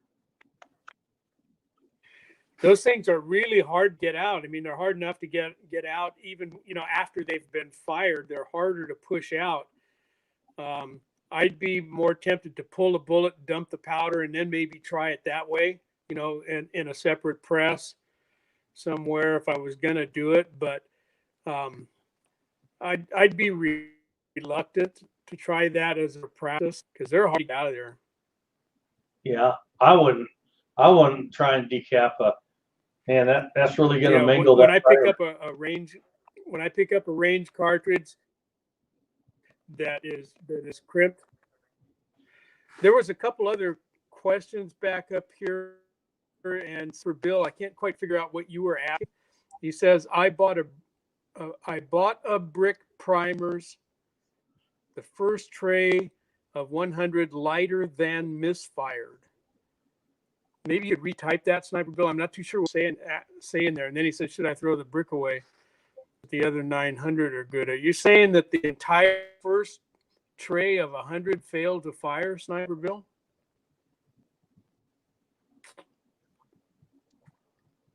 Oh, okay. He's saying.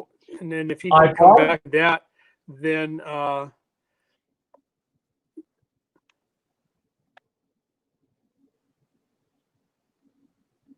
I would throw them away. I would, because your components are always 10 times more than what the primers cost you. More than 10 times. And your time, and you got to pull them down. I wouldn't. Yeah. Take them, whack them all with a hammer, and chalk it up to the good old time. That's what I would do. Good to see you, Sniper Bill. I didn't see you in there. Yeah. And then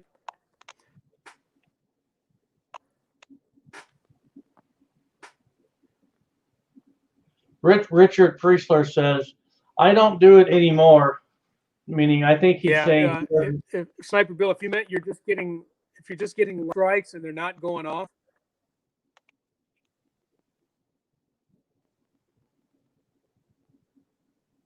That's a good point, Info Brothers. I was assuming he had checked that. Gordon Bosley is asking, how do you guys handle misfires?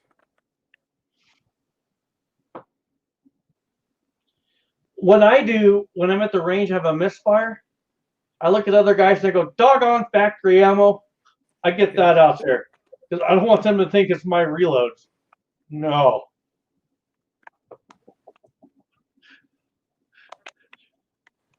You get that, Walter? Yeah, and we all get them once in a while. you get a weak primer, or for whatever reason a primer doesn't go off. That happens, and if it hasn't happened to you yet, it probably will sooner or later. And it does seem to me that in the past that I've had one particular batch of primers where I seem like getting some either not light strikes, not they weren't my firearm's fault. It was a full strike, but the primer just failed to go off. And so what I'm going to do at the range, I don't want to risk a hang fire where the primer is sitting there fizzling and all of a sudden then it does decide to go off. That can happen.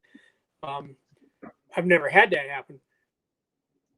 But I'll hold 20 or 30 seconds, keeping the weapon pointed down range and give that thing a time to do something if it's going to do anything. And then if it's my semi, I'll drop the mag, rack it out, and look at it and, figure out what went wrong if it was. And usually I'll just pocket it around and bring it home and pull it down. But yeah, keep your firearm down range for at least 30 seconds, a minute better. But a minute's a long time. You think about it. That's a whole pointed down range. People are going to think you looked at that now that had the ability to turn you into a pillar of salt or something because you looked at her. But well, this is what I do. I think minutes is probably longer than you need to go, but give it a little time.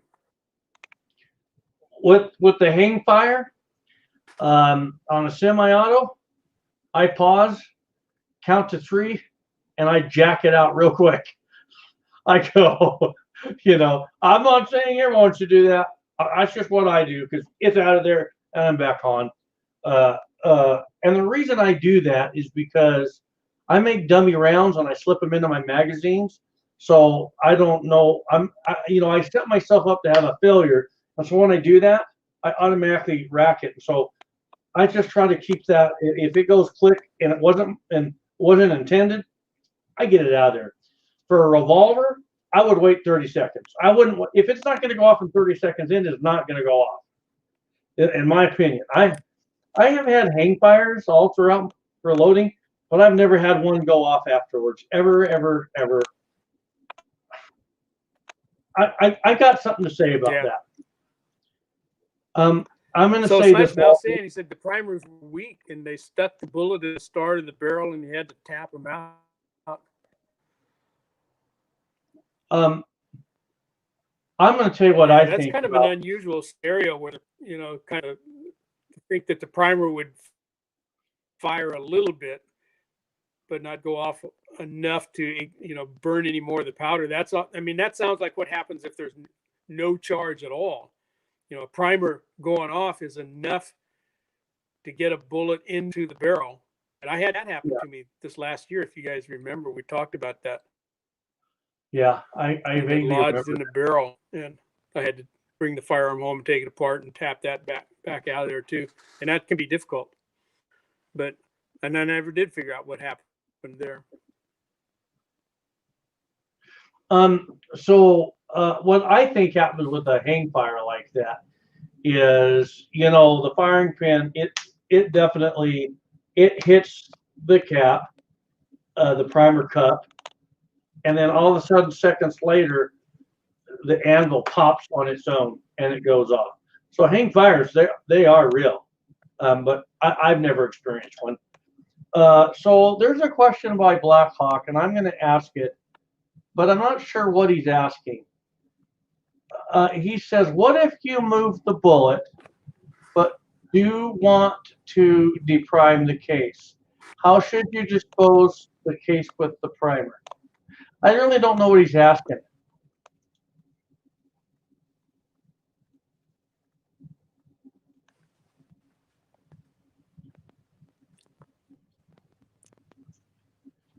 Merton okay. Says, let me go back and read that. Merton says, duty. Move the bullet, but do want to deprime the case. Oh, I think 404 is Blackhawk is saying, what if you remove the bullet, and maybe you don't want to deprime the case? What do you do with your case that's still got a live primer in it? Is that what we're saying, 404? And if that's the situation, then you get yourself a big jar of WD-40.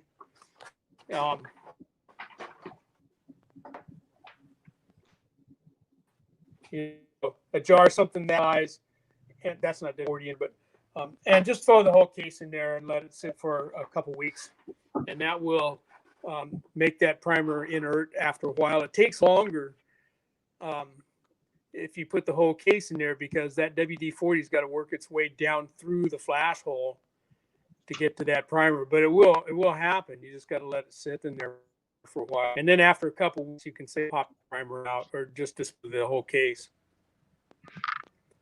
I'll tell you what you do. Take a jar like this, put some of your solvent in there, and drop the case in it and put the lid on, and the primer will turn green in a few days, and it kills it. Flat kills it. That is what CCI taught me. CCI primers, I was talking to them one day, and that guy said, man, if you want to kill your primers, store your primers near your solvent. He said it'll kill them every time. So based on that, I tried it, right? There's 7 primers in there. I did it. Look at those primers. 7 little primers. And I put just a little bit of solvent in there. And, and all the solvent was in another jar.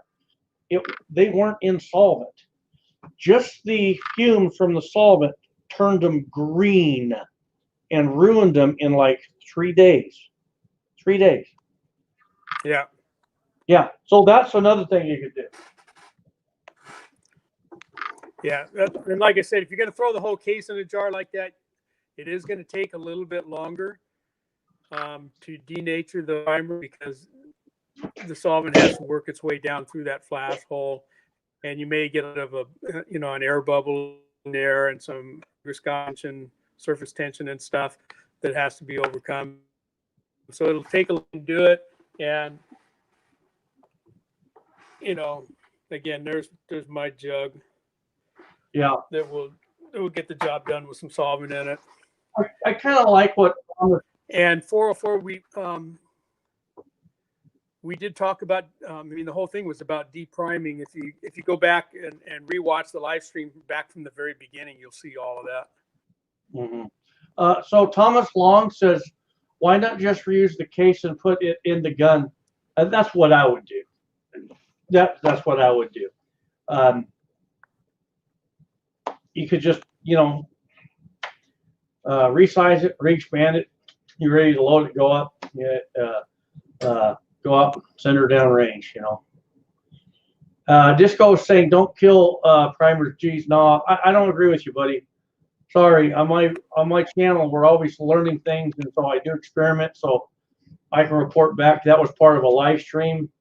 So put it this way. I killed 6 or 7 primers to show guys why you don't store your primers by your solvent. I would rather kill 5 or 6 of my primers than thousands of yours. So there you go.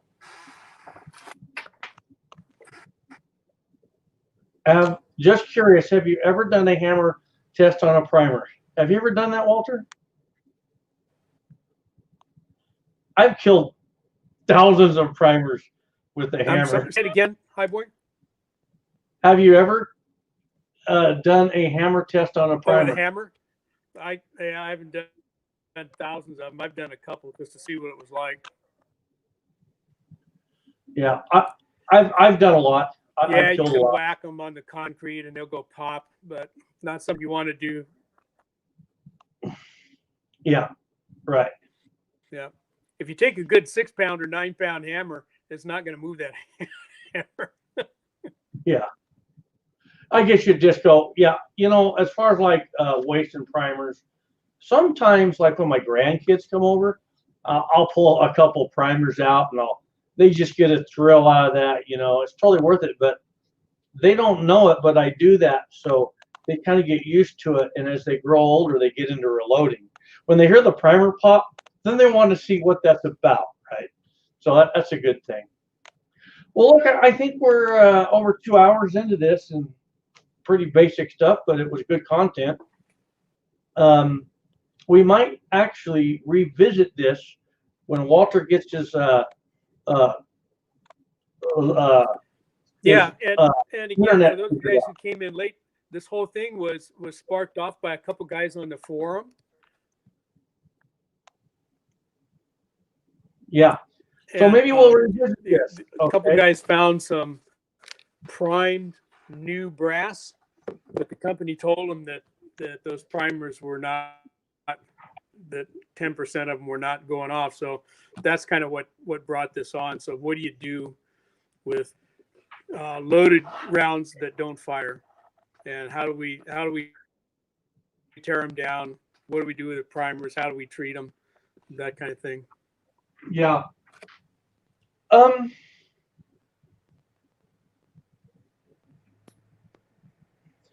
Frederick Ray has a question.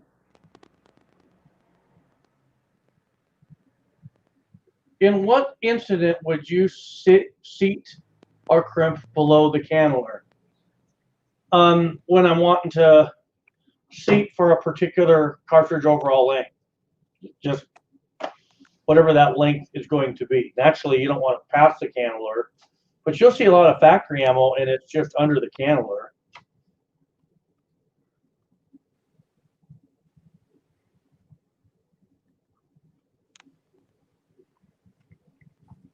You want to call some names off? And that's more likely, in my experience, to be an issue that comes up with rifle. Sure.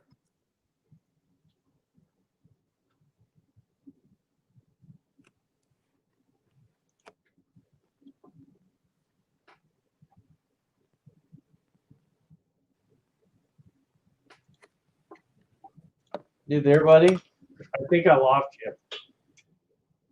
Well, look, I'm going to go ahead and call the names out because I'm having a hard time here at Walter. I'm here. Disco. Okay. Disco has a question. He says, "Do you guys talk specific rounds or alchemy? Laugh out loud." And I don't know if I said that word right. This was a topic on how to disassemble live rounds. Kind of got brought up on the forum. If you're not a part of the forum, go to 76highboy.com and make sure you join. But most of my live streams are like pretty quick here. I'm going to have a live stream coming out on Summit City bullets. They're 124 grain 9mm bullet.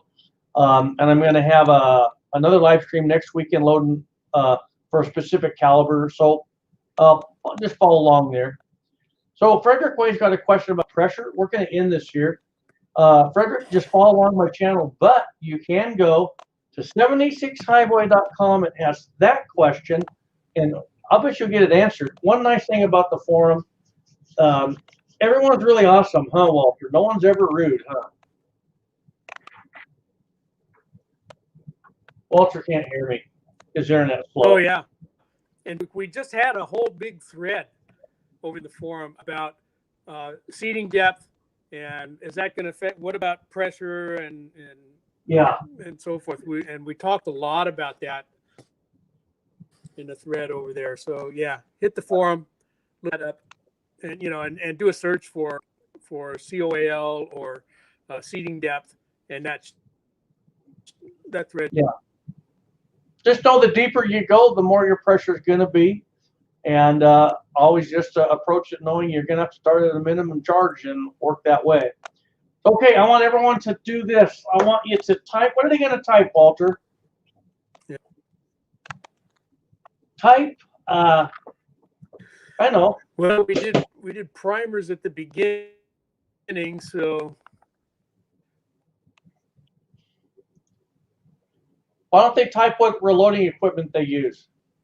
what are you going to do? Type the reloading equipment you load on the most.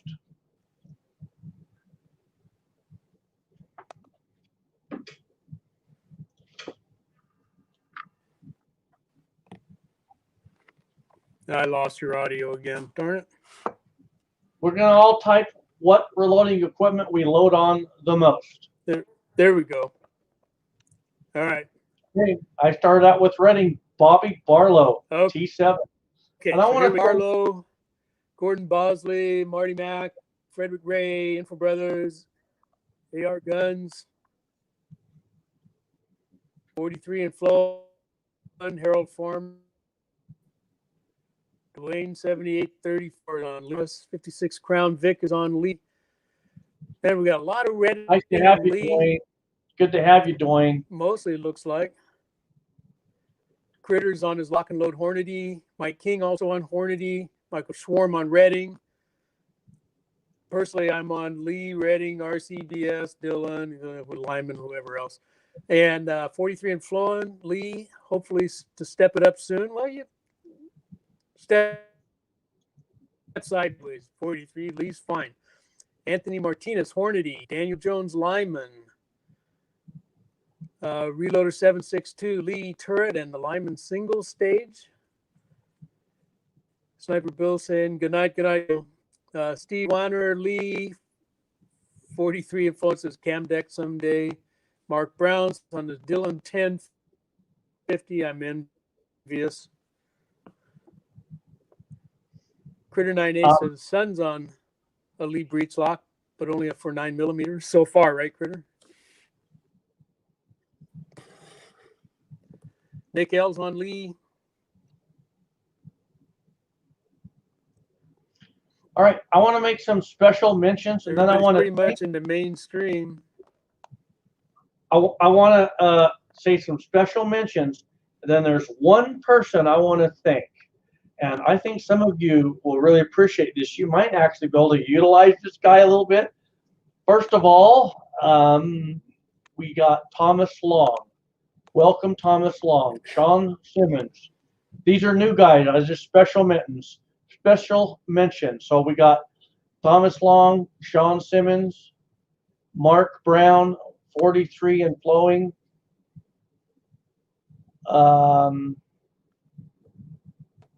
Mike King's a new one. Everyone say hi to these guys, man. This is really awesome. We got 56 56 Crown. Yeah, a lot of new names and faces here. Yep. Dwayne 7834.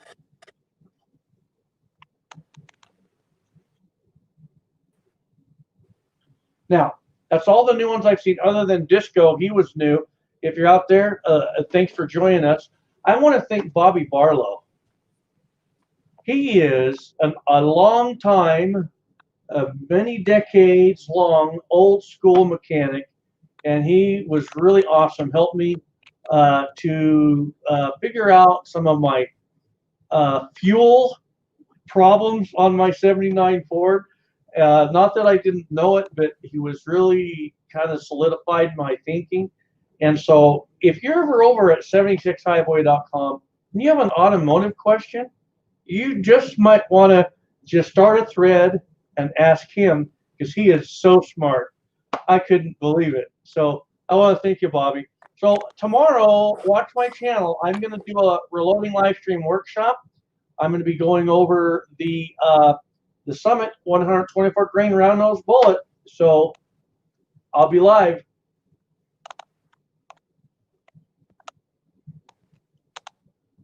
Okay. Everybody not so that 19. I've spoken with who knows is liking them. Good price. Huh? What's that? Okay, so tomorrow be here, and I'm going to ask for what equipment you load on. So I'll be loading. I just watch my channel, and I'll be live. So here we go. We're out in 3, 2, 1, and we'll see you guys hopefully tomorrow. We're out.